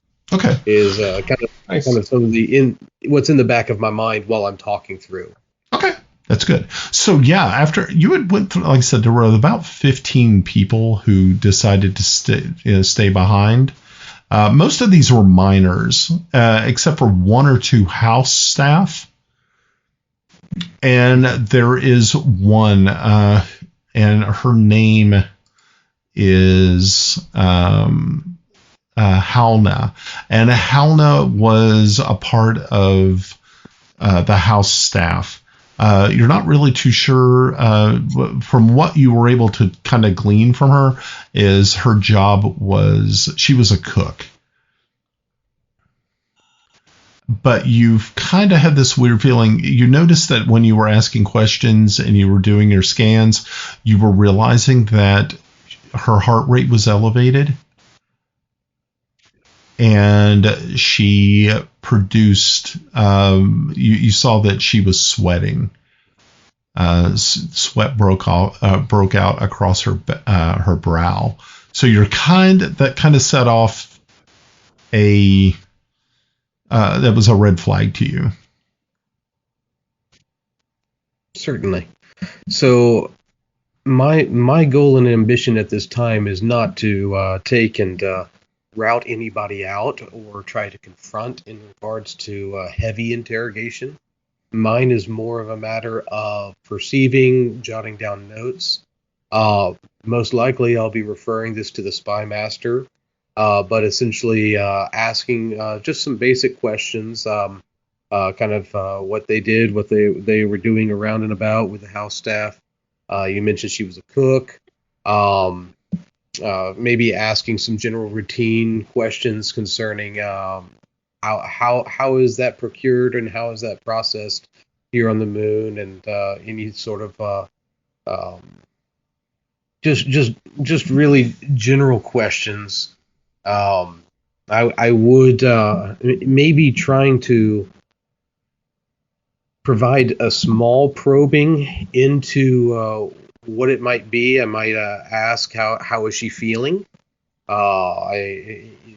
If there's sort of fever or anything of that nature of a medical side, I realize things can be physical or mental in this realm, and so it's something is definitely not correct at the moment. Right. Yeah. So yeah, with that success, on top of that, you were also noticing that she was purposefully trying to make direct eye contact, like she was forcing herself to do so, which also made you feel a little bit like she is probably trying to hide some information. Is she? So I mean, she's from the previous house prior. Mm-hmm. Did before Fortunio? Yeah, she was with Fortunio. Fortunio? Okay. And maybe the question would be, how did she come to be here on this Moon Palace? Okay.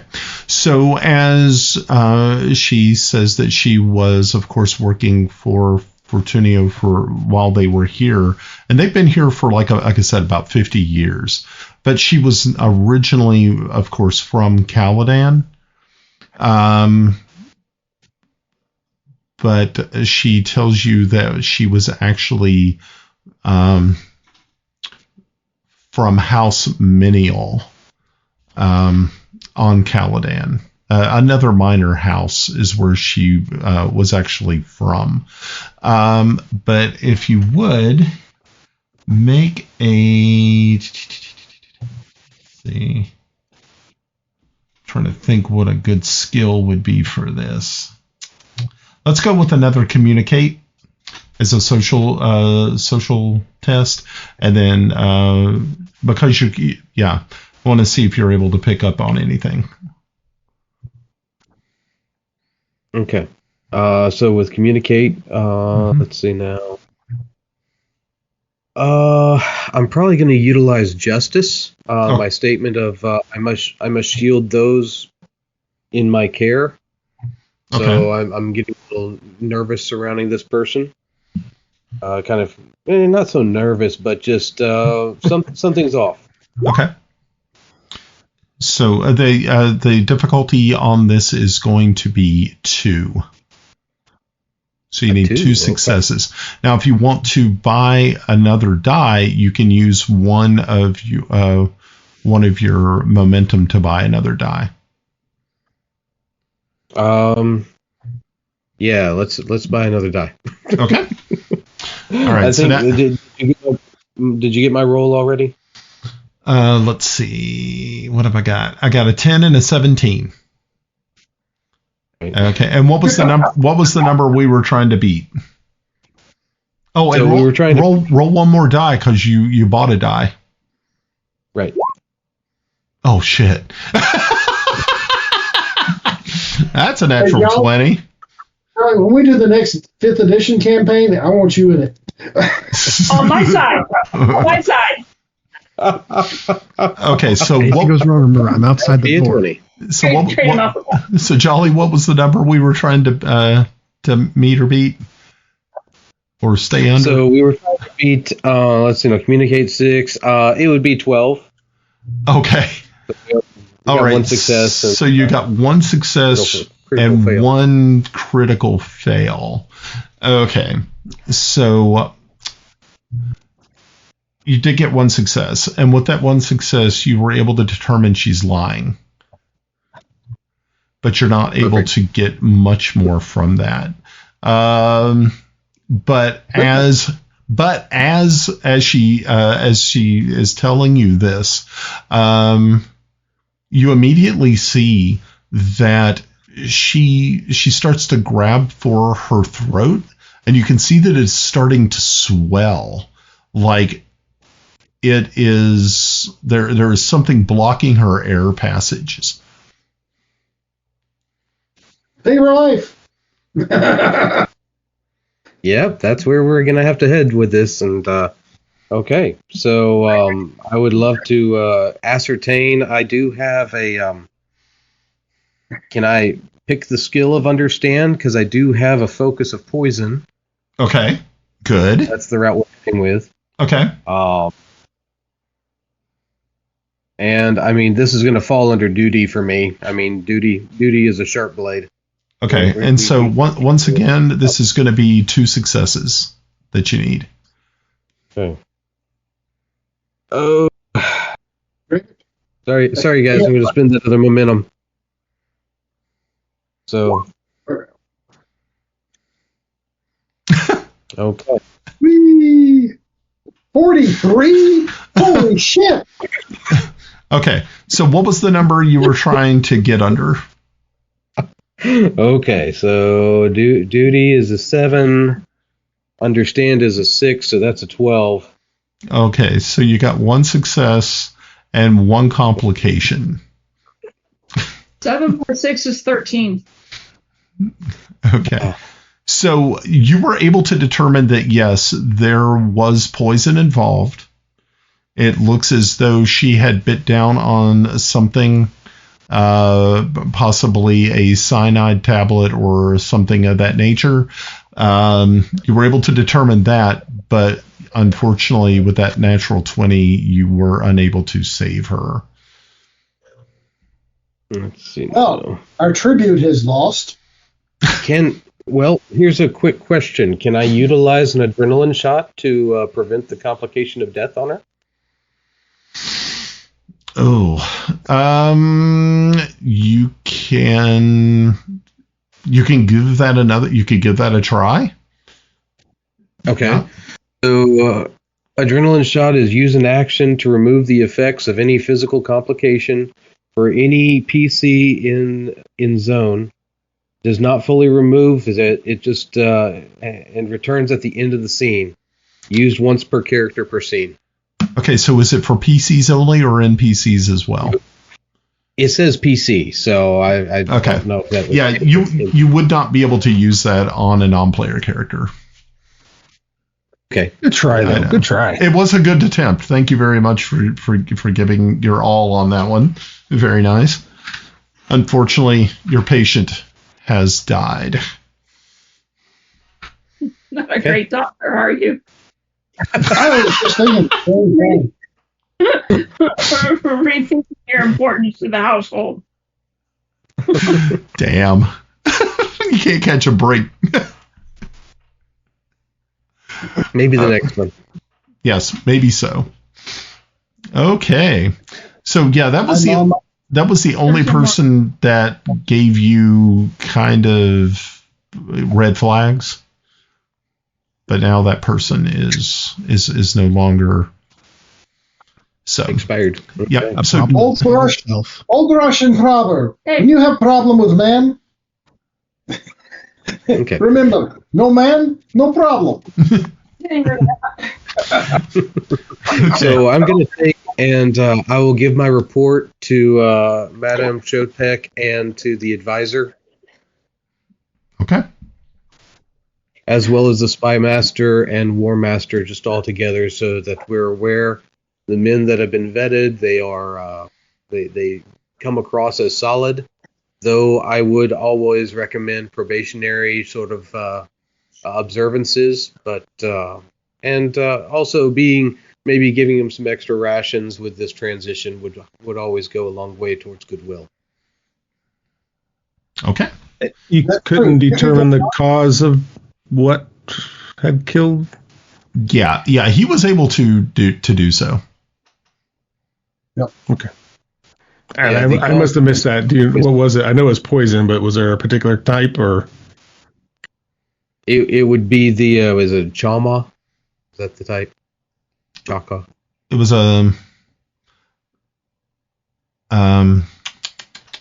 what did I call it? Can't remember. Cyanide pill? Yeah, cyanide tablet sort of thing. Yeah. Oh. Mm. Yeah. Yeah. Okay. Right. You So cut off one head and 2 more grow in its place. Pretty much. All right. Whatever. Did the War Master have anything additional in desiring to talk to the men that have finished the interviews? I was mainly there outside the door, so if you had like any problems, if some guy showed up and he started fighting you. But as each person left, I will use my duty skill as the War Master to is it a count or a duke of Chotek? It's a count. The count of Chotek. Yeah. Make sure that they are duty bound to Chotek, and that no lords or masters that previously abided over them hold powers over them, and that they are now under the care of the House of Chotek. And I want to make sure that they are welcomed, and I'll kind of introduce them to our people that we brought in themselves, and be like, this is Billy Bob, and he's been here for 15 years. He's been a miner. That way they kind of get a sense of familiarity. Okay. That's very good. Okay. Yeah, that works. All right. So, yeah, the report is turned over to Layla, who goes over it, including also the information concerning the deceased cook named Halna, who is no longer an issue. I can eat my strawberries with comfort tonight. I still think we need a poison sniffer. Bad dates. Bad days. Bad day. I will provide recommendation for the spy master to observe anything that might have been in her personal belongings. Actually, Russ is going to pay a visit to the kitchens. Okay. All right. So, yeah, you pay a visit. You head over to that, open up a new scene. And as you walk in, you realize that the staff here is it's a very Spartan setup, because right now most of the house or most people who were in the house staff had decided to go back to Caladan.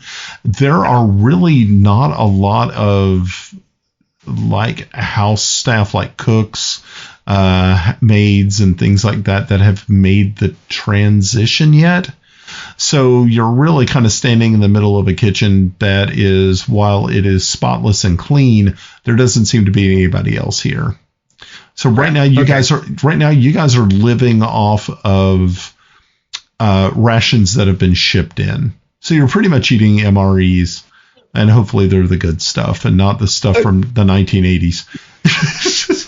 Russ is still going to just kind of, look around the kitchen, see if he can find anything that might. Okay, we'll do a skill check. So I think that will probably be. Let's see. Probably more of an understand. Yeah, you're kind of searching for things, I suppose. Yeah, deductive reasoning and Canley. Yeah. So, all right. So I'm looking around the kitchen. Is there a way that I could provide assist? So, I'm sorry? Is there a way that I could provide an assist? Because I would have gone with him to the kitchen for inspection. Okay. Yeah, you guys can do that. Yeah, so what that would do is that just, the difficulty here is 2. I'm going to say that 2 is the difficulty. So, what Pav you would roll 2d20. Okay. Of course, assign whatever drive you're going to, and then of course, Jolly, you can roll 1 d20 to see if you can help him as an assist. Okay. Okay. So, all right. Give me a second. All right. Don't worry, I haven't rolled yet. So. Okay. So, all right. So DT20. If I remember right, I think the assist is one of those ways of trying to get momentum rolling. All the 20s. Okay, so you got a natural 1, which is 2 successes automatically, but you have a complication. So as you are searching, you reach up under one of these cabinets, and you feel something stabs your finger. And as you kind of pull this thing out, you realize that it is a syringe, and as that you have poisoned yourself, unfortunately, and start to feel a little woozy. Good doctor. I think I have found and pop him with an adrenaline shot right quick. Okay, so yeah.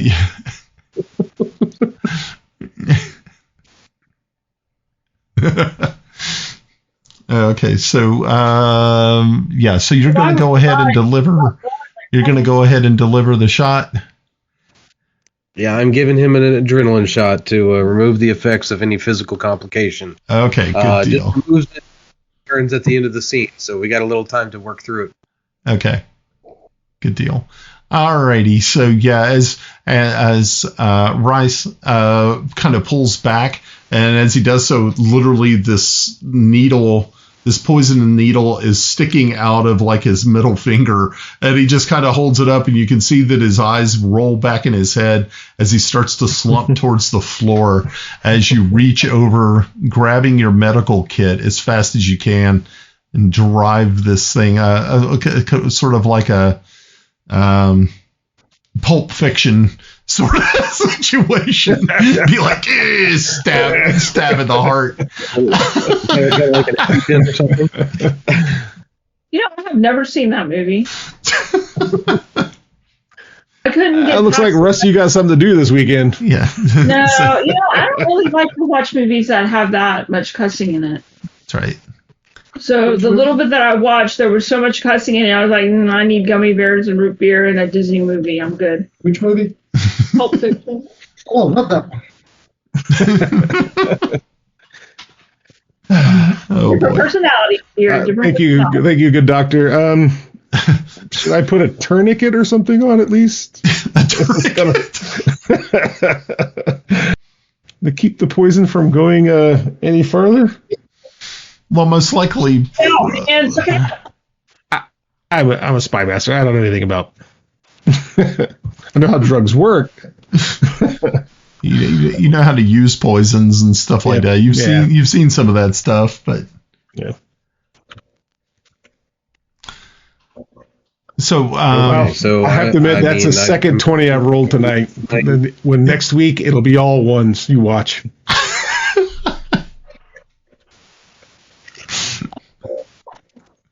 So I'm needing to find a ability to counteract the poison. I'm assuming in my med bay that I would have something of that nature. Yes. Is there a kind of an understand roll you want me to make or something? Yeah, it would be an understand roll, and you can pick your drive. It's going to be a difficulty of 1. Sure. I think the duty is going to be 7. That'll be my drive duty. Duty is a sharp blade. Okay. Understand, I do have the focus of poison. Okay, good. All right, that's good. So let's roll that dice. Oh, Lord. So they're all going to die in the second scene. So I'm going to say that those are failures. A 19 and an 18 are definitely Brian, not you said going to nothing help. about backup characters. Okay. But this does fit. Yeah, why not?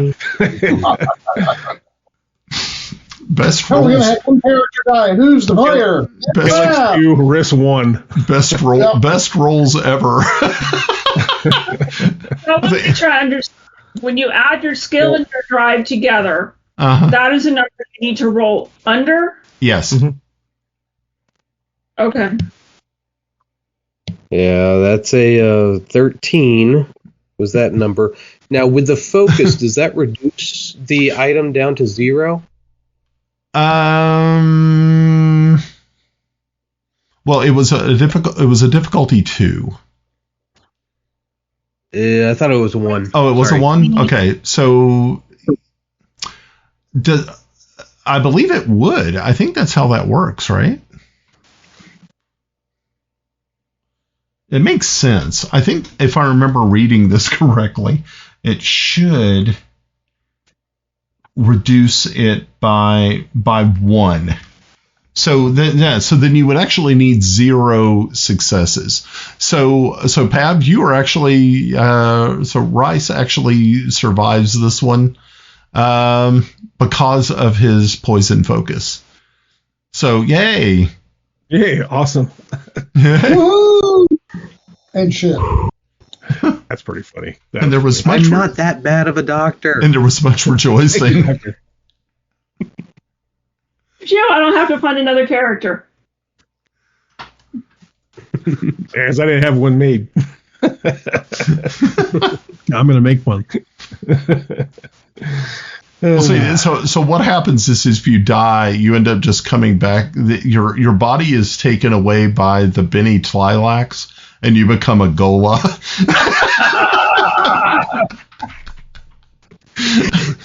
And I'm taking that's not a playable character. Wait. Let's see. I don't know if Golas are, but I know that Benny Tlilax face dancers are, which is kind of cool. But I don't know if a Gola is or not. I mean, it might be kind of cool if they had Golas as. As long as they kept their prime programming. Yeah, but usually Golas don't. Like in the book, Duncan Idaho. I don't think he was actually. Did he keep his original?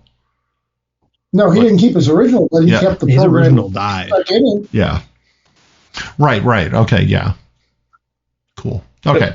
So Russ is gonna. Well, obviously the needle's out, and he's gonna give his thanks to the doctor. Very close call. What? Have a closer look at that. Is that a particular type of poison? Yeah. So, you can make another skill check if you would like to see if you're able to determine the type of poison. You can do it. You can do it. No complications, or you'll stab yourself with the needle. He turns around and stabs Rhys again. Like, oh look, it's right here. So we got to figure this out. So we're gonna try to understand the poison, and we're gonna use truth. I decide what is true. So okay. So and Brian, while he's doing that, I'm actually gonna look under that table. Okay. To determine if there's any more, or if it was meant to be, it was like a mechanism. Oh, that doesn't sound right. Wow, man. What is going on with the computer? That's 420s tonight, right? All of us, from between the two of us, 420s. Oh my gosh, that's horrible. Okay, so you had at least one success. So that's really good. You needed needed 2 successes. But did you? I think you still had you. Of course, you have your poison focus, correct? So that would bring it down to 1. Correct. Okay, so you had 1 success, and nice. Yes, you were able to determine that it was a poison. While it would incapacitate, it would eventually kill over time with successive doses. So it immediately will put someone in a state of almost kind of like a catatonic state or a coma state. But after several more applications of this poison, it would indeed kill them. And so, Rhys, while you were down there kind of looking where that you initially found the needle, you find a vial full of this clear serum. So, have we thought about fingerprints or anything else at this point? Well, Russ is definitely going to put on a glove before he picks it up, and he is going to he's not going to grab it by like the main body of the vial. He's going to kind of grab the top. I'm sure it's corked, right? Yes, it is corked. And I'm not going to slip and it's going to pour into my mouth on it accidentally. I'm going to accidentally drink this later. Yeah. That would be on brand. No, that would be accidentally land on it and check. Thank God there's no dex checks, right? Or dex saves.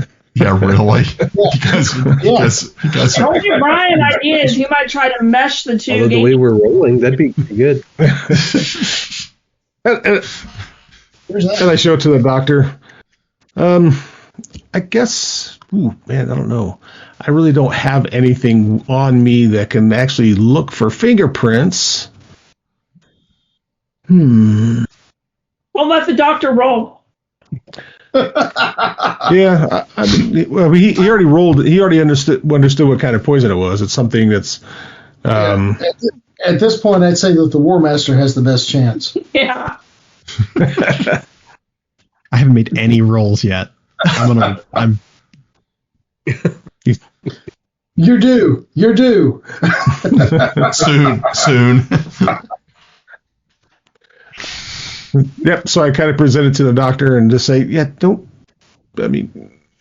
stick this. I guess you can take this, but try not to touch the sides. We'll see if we can gather some more information off of this.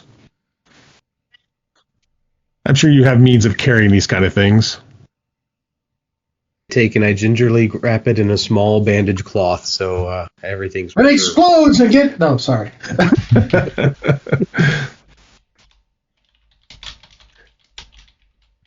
Okay. All right. So now we have one vial of poison. Dang. Or at least a comatose drug. Yeah. That could be useful, actually. I'm thinking the same thing. I have this list, you see. The question is, Lady Chotek have a list? I'm sure she does. Not necessarily the same list. Just hopefully none of us are on it. Well, I haven't had to roll anything yet, so I'm doing great comparatively. Okay, I guess we have. We'll continue to still look around the kitchen, but if we hadn't found anything else, I guess we can go back and report back to the Lady Chotek. Yep. Okay. We need to rest, and then we need to go down go check out the hole. Yeah, how does that work? Resting. Mine's up and How does that work? We have quarters. Yeah. So actually, that would open up a new scene, and you all would go to your quarters and rest. I think the doctor says he has to figure something out. Or no, that's right. The poison doesn't kill me. It just makes me ill. Okay, yeah. Okay, so Jolly, I have a question. Are you using your new dice that you got from Modifius? I have not been. I've been using the Roll20. Oh, okay. That's true. And Roll20 does seem to want to kill everybody. It has ulterior motives. It really knows does. the games you're playing. You gotta look. This thing is just peppered with 20s. Yeah, jeez. I don't think I've seen so many. It's got a bias towards speculation. I think so. There's something up. I don't get it. It's crazy. Alrighty, so yes, you are able to rest pretty well through the night. Guards, of course, are keeping watch as you slumber, and you are able to get a complete night's sleep. Rhys, you end up having some very, very strange dreams. Almost, they're not nightmares, but you kind of think the poison may have had some effect on you. So your dreams were very they were very vivid, but also extremely strange. But when you wake in the morning, you cannot remember in great detail of what your dreams were about. The sleeper must awaken. Yes. I'll make the note to talk with the doctor more about the effects of this poison. If it it's the end result, is it determined by a person's stamina? Those kind of things. Okay. All righty. So you all have determined that you want to go and check out the new cavern that had opened up. Yes. Okay. Cool. Well. All together now. Okay. So really, I have a question, and you may have already answered this. Okay. Did any of the miners stay, or were the 15 the only people that stayed out of all the miners and all the staff? Okay, so the only ones who actually stayed, there was one staff member who was the cook, and then there were 14 miners. So everybody else left. Yes. Well, the cook's dead, so she kind of left. Dead. Yeah, she left too. Ex-cook. Wait, correct question. Do we have a cook? No. No, hold on. Do we have a cook? Did we bring a cook? Right now, you're still waiting for the majority of the house staff to arrive. Okay, MREs it is. Ham slice. Yum, yum, yum, yum, yum, yum. Beat the heck out of pork patty. Yeah, dehydrated pork patty. Lord. Well, only if you had a little bottle of Tabasco sauce in it. Actually, I found with pork patty, if you ate it for breakfast and thought of it as hard sausage, it worked out pretty well. I don't know about that. I don't know. The term hard and sausage doesn't feel politically. Everybody likes them some hard sausage, baby. Damn.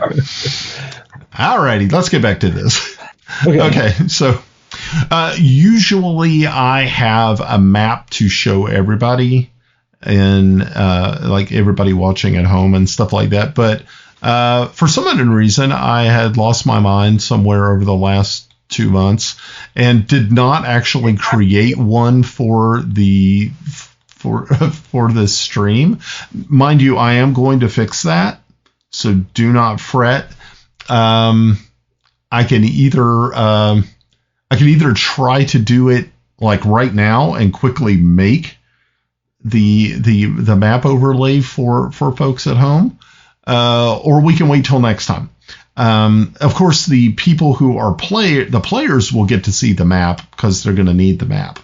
But the people at home will not get to see the map. And I really wanted you guys to see the map.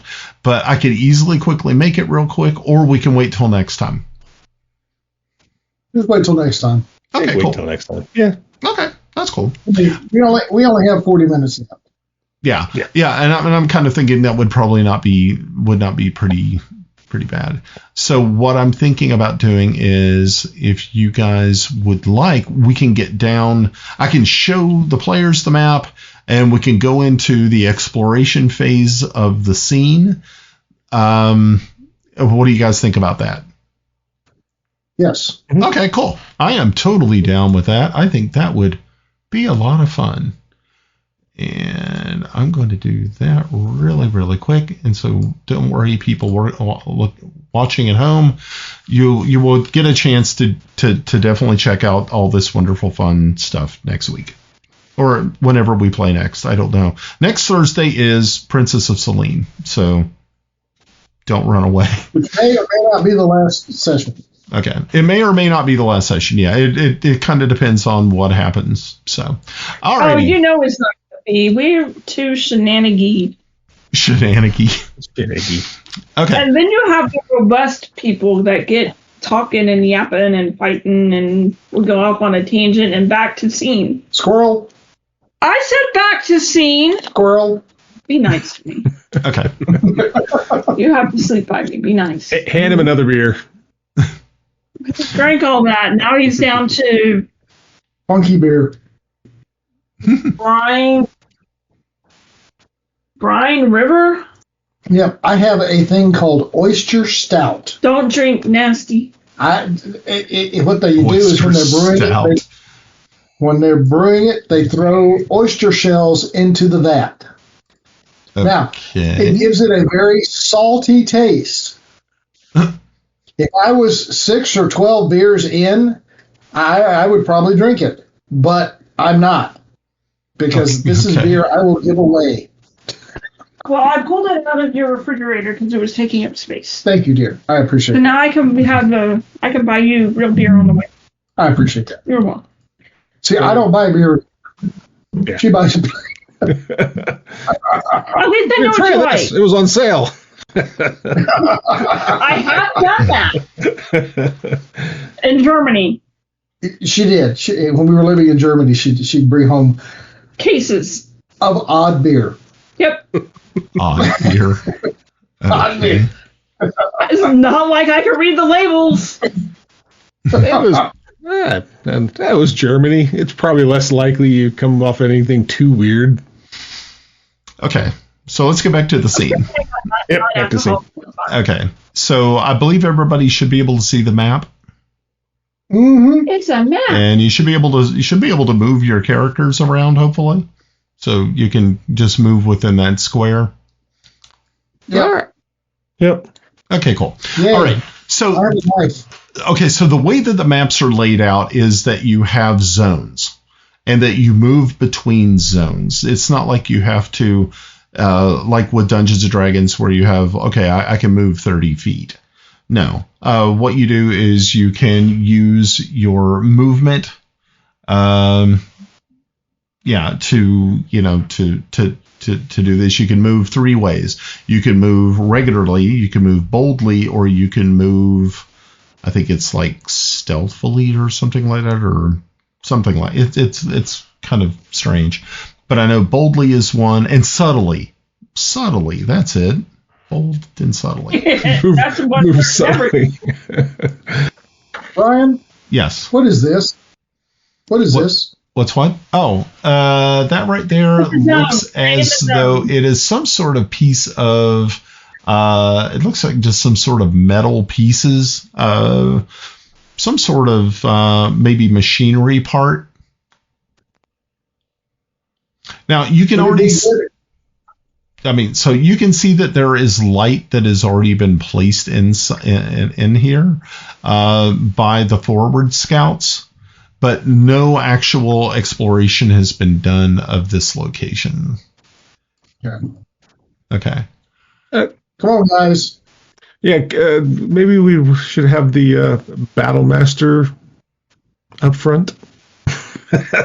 I will go first. I'm going to move it. boldly into the next zone. Okay. And I'm going to be like, make it very obvious that I'm like coming in there. I'm also going to activate my shield belt, and I will draw my sword. Okay. Very good. So you're going to use your move skill. Do you have a drive you want to use with that?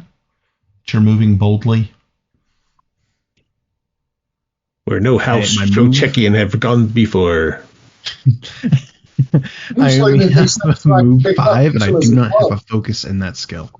Okay. Club. So what drive were you planning on using? My main drive is going to be duty. Okay, cool. I am the Chotek. My Okay. edge is sharp and my point is steady. Cool. My, Okay. So your difficulty is going to be 0. So go ahead and give me a roll and see how well you do. This is an evil question. I have not used Roll20 before. How do I roll dice? Do I just type in D20? Look left. Look Off the left, on there's a the- little bar. There's a D20 off the left, Nick. Oh, hold on. You may have there's an arrow at the top left. It's expand it. Yeah, You I see found it. All right, and then there's a D20. You click on that, and then click on the 2 that's next to the D20. Oh, there you go. Holy crap! Wow. Okay. Wow. You did really, really good. You actually got you got 3 successes.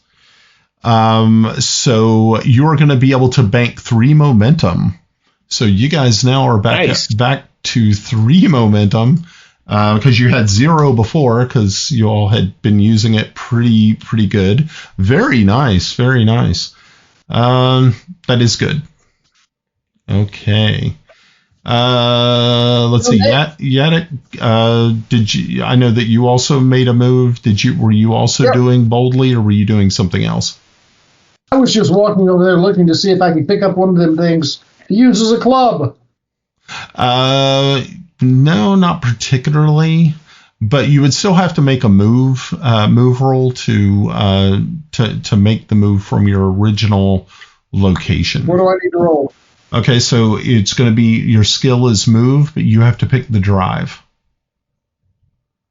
Okay. The skill is move. Mm-hmm. Okay, that's a 5. Then my drive will be duty. What must be done, must be done. Okay. So that makes 13. Okay, so 13 is the number to beat. Okay. And I rolled 2d20? Yes.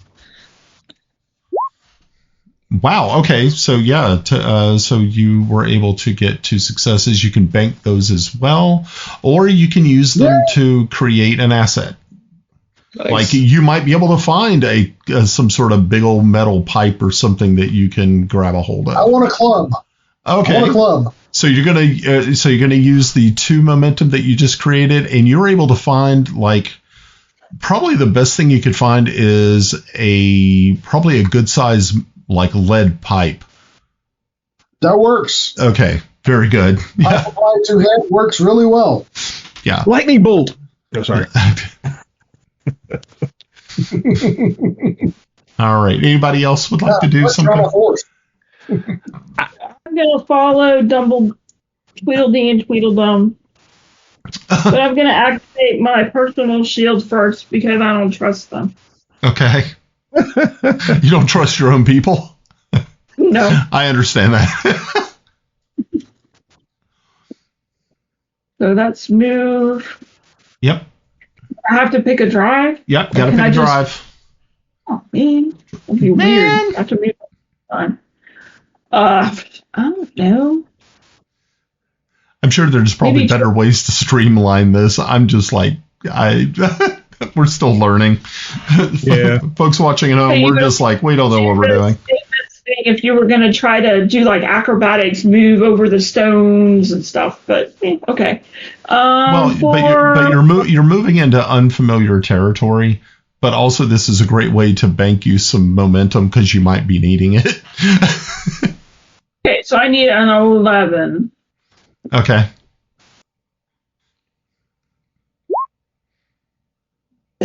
Wow. Okay. Cool. So you were able to get 2 successes from that 1.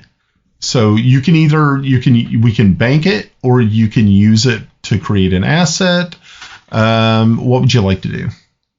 I'm gonna bank it for now because I really like the idea of contacting the Benny Gesserit. Yeah, them too. So I can just move into this white square thing. Yeah. Right? Yeah, you just move. So the square is the zone of activity? Yep. That is the zone of activity. So if you had an enemy enter this zone, they would move either boldly or subtly into that. Okay. Then, yeah. So what I'm going to do is I'm going to streamline this a little bit. So if everybody makes their initial move into that square, then that would count for movement into other squares. Okay. So Dr. Soon, if you're going to make your move this turn, and then after that, you guys can branch out. And you're muted for some unknown reason. Don't know why. Question on the difference between boldly and subtly. Yes. So subtly would be if you're trying to sneak up on someone. Boldly is if you're rushing in to actually like enter combat and stuff like that, or to quickly take ground. What about moving with purpose? I would moving with purpose. I don't know if that's not running, but not walking is kind of in between with determination. I would say then that would be kind of like normal. I don't think there is is there a moving with purpose? I don't remember seeing that in the book. There's not. Okay. You're just trying to screw with me. I see how it is. I would never. I'm the good one. Oh, really? It's all about distraction. Always sure. Okay. Here we go. Right. So you were able to get, what was the number you wanted to beat or to meet or get lower? Well, we're using move, is that correct? And with duty, so that would have been 11. Okay, so you got one success, which is great. So you can bank it. So that brings you guys, I think, up to 6, and I think you can only have 6, if I remember right. I think that's the number. So there you go. And then of course we have Rhys. Rhys.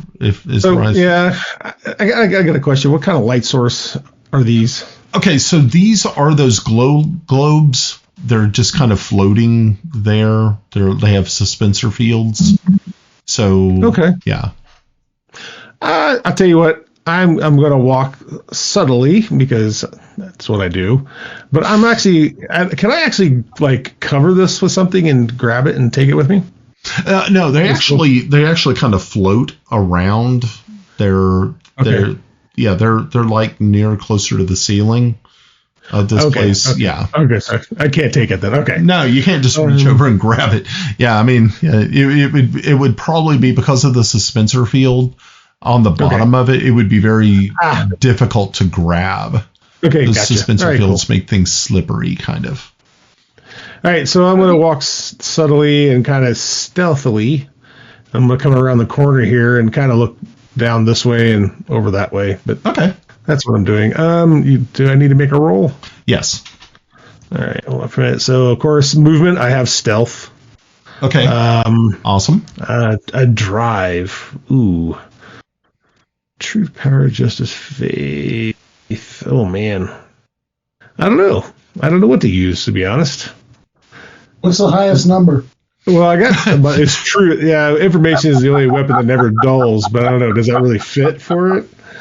Well, but you got to kind of think about it. You're exploring something to determine determine. Yeah. Okay, yeah, we'll use truth. So because I have faith that something is useful down here. So okay, truth and movement. So that's going to be a 14. Mm-hmm.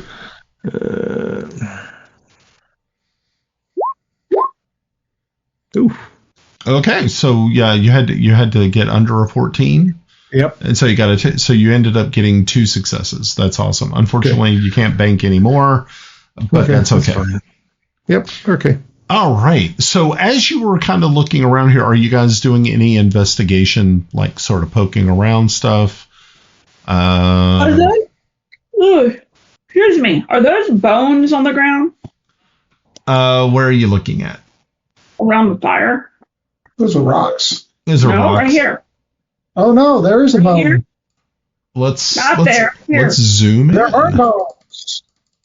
Yep, there are bones. Yep, there are bones indeed. What kind of, are they human? They do look to be human, yes, but they look extremely old. And you can tell that laying around them are the tatters of the spacesuits that you all are wearing at this time. I utilize a skill to observe and see if I can ascertain what they were killed from, kind of almost like a forensic study. Okay. So that would be understand is your skills. So I do have discipline, which has discipline. an attention to detail focus on it. That works. So, that works fine. Discipline along with truth. Okay. Would be my deal. So what I'm going at is 18. Nope, 16. There we go. Okay. So yeah, what you need. This is going to be a difficulty of 2, but you have a focus for this. Focus is attention to detail. Okay, so that will bring it to 1. So what was the number you needed to beat? Or match or get lower? 16. Okay, so you were able to get 1 success, and that's all you needed was 1. Okay, so as you are looking at the bones of this one particular individual, you see the telltale signs of, it looks as though some sort of sharp weapon had been used. As you can see that there are gouges in the bones of some of the larger bones. You can see where that obviously they had been hit with some sort of long blade. Wow, that's great. So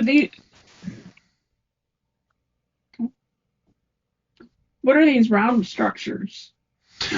Those round structures look to be ancient tents that have collapsed and have rotted. So really you only have like very little bit of the cloth left.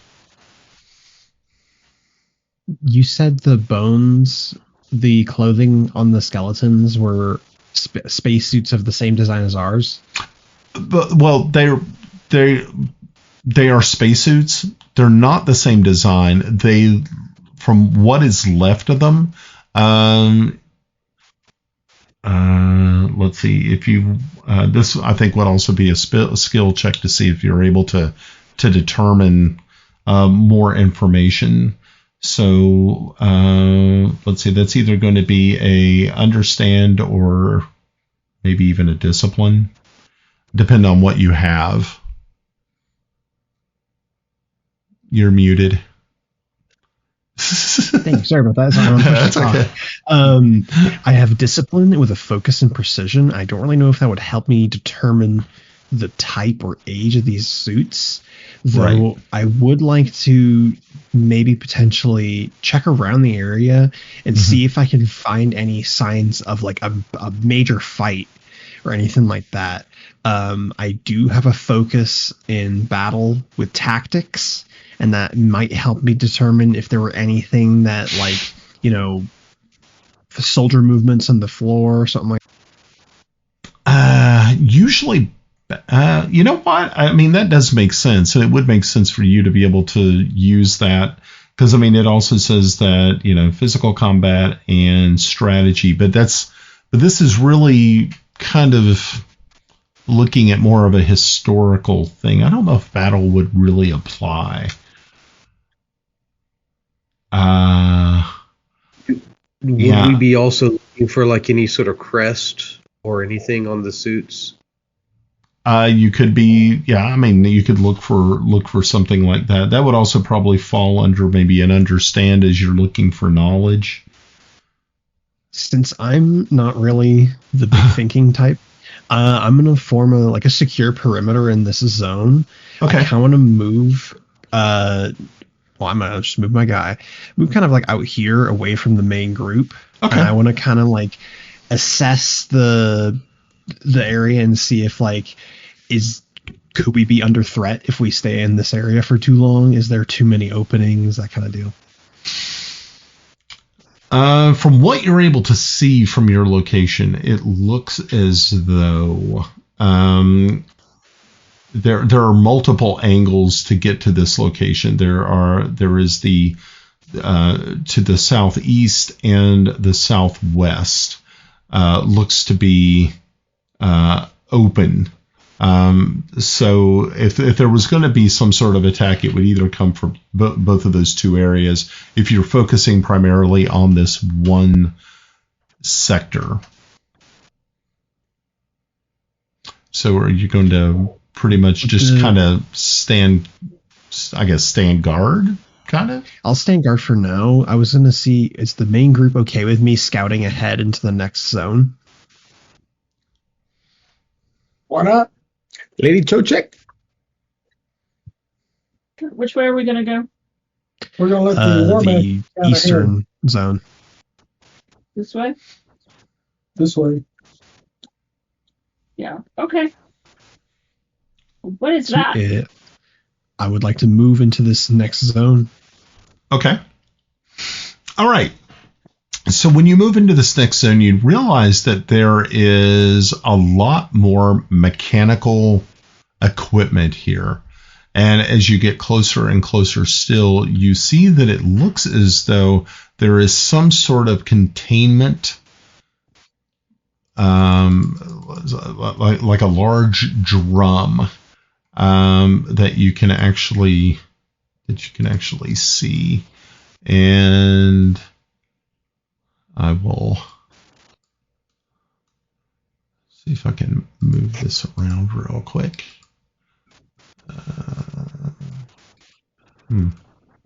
Okay, so yeah, you can see that there is this kind of a large piece of machinery here. You see a containment drum of some size, almost the size and height of a human. And then in the next zone, you can see that there is another piece of equipment that is also kind of strange looking. But one thing that also kind of brings to your attention is this piece of machinery here. Of course, you would probably, of course, you would have to get closer to see if there's anything that you would be able to pick up on its intended purpose. You can see that. Into this? Yep, there is a thick layer of dust on everything. So at least it's pretty old. It's not like brand new. No, it is very old.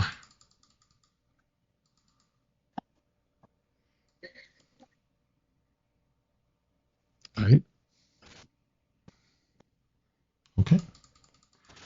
If you want to try to, to get in there and kind of try to figure out, you could of course do a skill check, but if not, then you can always wait for others. I mean, primarily because you said you were scouting ahead. Yeah, I'm mainly like, I will wait for others because my guy is too stupid. Stupid. All right, so we have to do the whole stealth thing again when we go into a zone? Okay. No, we're going to forego that. That's one thing that I don't really. I think if we were in the middle of like a combat situation, I think that would probably be more fitting. Is the movement stuff.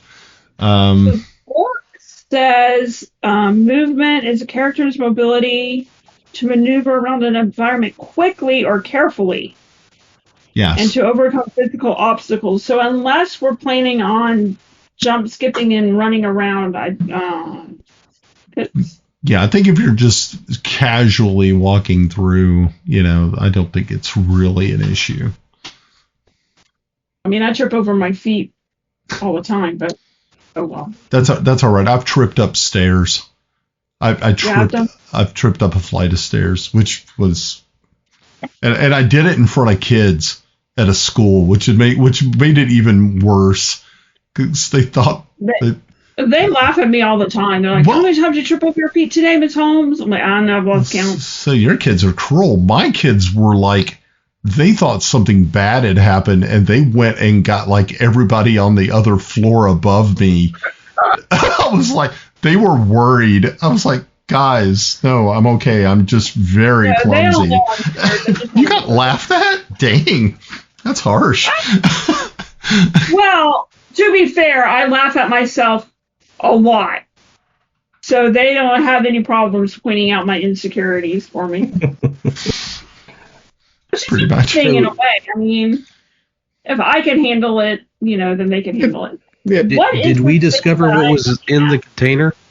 Okay, so if you would like to determine what is in the container, yes. You can move the thick layer of dust off of the top of it. And once you do so, you realize what is written on top is there. It is Gallic, which is the language of the Imperium, but it seems to be like there's something just really strange about it. It seems to be in a more archaic Gallic language. I mean, you recognize words. Hold on. Yes. I could say if we recognize words, can we kind of put it together? Yeah. You should be able to put it together. But after a while, so what you're able to figure out, and let's actually test some intelligence people here. So whoever's going to try to ascertain what this is really all about, give me an understand skill and give me a drive. Whoever would like to give it a try.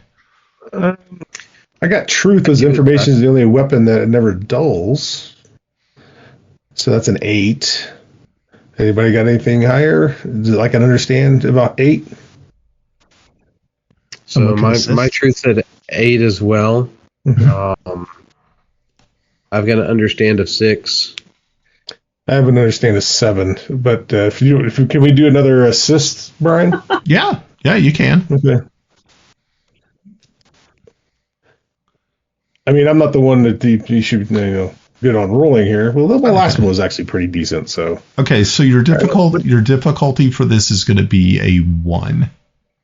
All right, so together I got an 8 to 7, so that's a 15. Wow, awesome. No successes. Yeah. 15, but minus 1. So you need a 14. But you did good. Yeah, you did. Yeah, you did really good. So I got all those 20s out of the way. Yeah, you did. So yeah.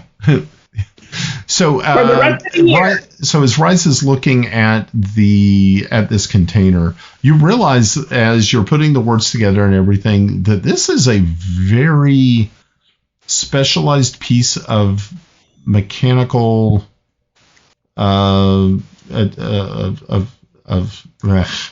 probably a better word for this, or it's a large industrial machine that had a very specific purpose, and you believe that what you're looking at is Cymec technology.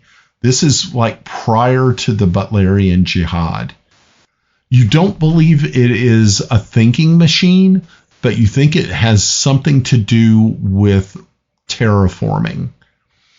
But the thing that seems to be extremely interesting to you is that this container has a locking mechanism on the top, and on the top of it, it looks as though it requires a special type of fuel. It requires atomic fuel to get it to actually start to work. Interesting. I thought this was like a container. So this is a piece of machinery. All of this stuff that you see here is a part of the same machine, but it goes down into the actual crust of the moon.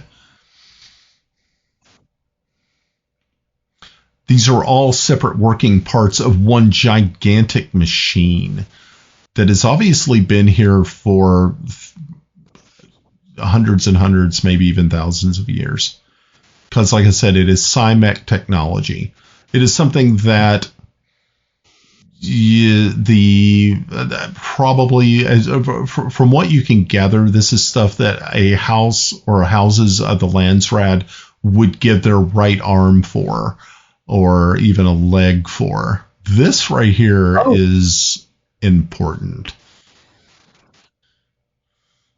I think that the first thing we should do is secure this entire cavern.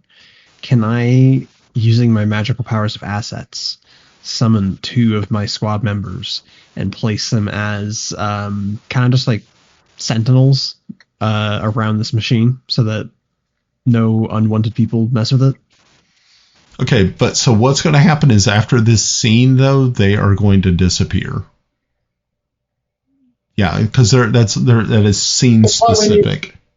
That's why we use the radio to call the OIC to send a squad down here. But do we have a squad? Yeah. Yeah, 3 squads. Okay. Okay. And so as you all are sitting here looking and marveling at this piece of technology, you feel a vibration coming through the cavern. That's not great. Yay! Almost kind of like a quake, but it does not seem to have the same force as something that would be a widespread effect.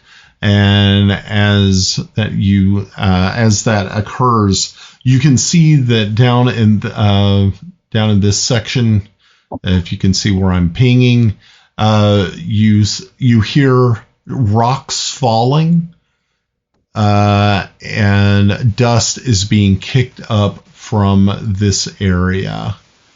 But you, of course, cannot see around this rocky outcropping here. And so with that, I believe that this is a good enough place to stop for the evening. Nice. So we didn't determine what was in the barrel, this container, right? What you were determined that was in the barrel was going to be the power supply for this machinery, which would need an atomic fuel cell. Okay. Sorry. Yep. Okay. All right. So, what did you guys think? I liked it. Yeah, it's definitely different than D&D, right? Because we've been taught that high rolls is where you want to go, and now it's now we got to shoot for low rolls. So it's definitely different and a lot more narrative. Mm-hmm. Yeah, there is a lot. Yeah, there is a lot more narrative, a lot more story. It's but of course, again, once we get a chance to play this again, you'll actually get into the combat phase of it and get to see how combat works. So that should be pretty fun too. So explosives. I need more explosives. All right, but no, I'm hoping everybody had a good time. Like I said, I know that this is brand new to us. We're really trying to learn on the fly. But yeah, definitely, guys, chime in later in Discord, for me, or send me a message, what you thought, if it's something that you want to continue the story, or if you don't want to ever see this shit again, just like, oh God, I just want to blow my brains out, to play Dune Adventures in the Imperium. I had a good time. I don't know about you guys. But I think this is definitely something that we could have a lot of fun with. And I have so much more to this adventure. I've written up a ton of really cool stuff, and I have great ideas. And the whole fun thing is when you guys create assets that you can use, it just adds to the story. Like, I can't wait for Layla to use some momentum to create an asset to reach out to a Bene Gesserit teacher of hers to glean information, or maybe tap into the other memory, or one of those sort of things. That's going to be a lot of fun. Because I would say she didn't go past the initiate stage. Yeah, you didn't become a sister. If you had become a Bene Gesserit sister, you would have been also probably been able to use the voice. And but I believe you still have the ability to use the Prana Bindu conditioning. Yes, I do. Yeah, yeah, you can use Prana Bindu, which is great. But yeah, you just did not master the voice, which is usually the mark of a Bene Gesserit sister. So, all right. So, folks watching at home, thank you all very much for spending the time with us this evening. I know it was a long, kind of crazy crazy trip. Players, thank you guys very much for coming out and giving this a try. Big thanks, Nick, for coming out. Jolly, Russ, Pav, Malinda. We couldn't do this without you. Thanks for stepping up. I know that at first it was kind of like, do I really want to do this? But now it's like, now you're in it. Now you're trapped. You gotta continue on. You can't run off. I think it was a good time. I enjoyed it. It's definitely, to be honest, I did have some little reservations because it's just, I think it's the core book that it was just kept throwing me kind of for a loop, especially during the character creation. So but this is fun. I think we'll enjoy this. At least I will. I know I will. So okay, good. Actually, it doesn't specify on my voice. It just says members of the Bene Gesserit can use it. Yes. But on all the ones below that one, it specifically says that it has to be a sister or a reverend mother. Yeah. But these two. Yeah. The voice and Prana Bindu don't seem to be restricted to sisters. Right. Okay. Well, so the way I'm kind of running I don't have it down as a thing that I have. Yeah, you did. It wasn't something that you took, but I think you did. But I think you did get the Prana Bindu because you did. Yeah. Okay. Yeah, you just didn't go that far in the teachings to use the voice, which is fine. But yeah. Okay. So, folks watching at home, thank you all very much for spending the time with us this evening. Check us out on our YouTube channel. Just type in The Mystic Syndicate. If you end up finding that you are watching a video from the alternative band or whatever type of band it is from North Carolina, then you know it's not us. So if you see that we're playing Dungeons and Dragons or Dune Adventures in the Imperium, then you know you've reached the right YouTube channel. You can also check us out on our podcast, which is The Mystic Syndicate. You can find us on iTunes and Spotify. Just type in The Mystic Syndicate, you'll find us, and you can listen to our shows there. I believe this show will also be on the podcast. I don't know when it's going to air, but it will probably be on the air. Next Thursday, we are playing Princess of Selene. It may be the last episode. It may not be the last episode. It really just... Yeah, it may or may not. But yeah. I have to figure out a way to go with my story, because it depends on how certain things are used, where the story kind of goes one way or the other. But let's finish this, then we'll talk about that. Yeah. So if you liked what you saw, you had a good time, make sure to give us a thumbs up or a like and subscribe to the YouTube channel. We'd love to see new subscribers hanging out with us. Thanks, guys, in chat. We had a lot of people in chat this evening. Incredible. Love the chat. Who we lose? Oh, did we lose somebody? Somebody took off. That's fine. Alrighty, so let's get out of here. Y'all have a good evening, and we will catch you next Thursday. And Brian, thank you for running this game and guiding us through this gameplay. Thank you. Thank all right. you so much, man. This is awesome. No problem. The Mystic Syndicate is a creation of producer and host Brian Anderson. Dune, Adventures in the Imperium is a Modifius Entertainment product. The Moon Secret is a custom content adventure created by Brian Anderson. All questions that was really good. Thanks for running the game and stuff like that.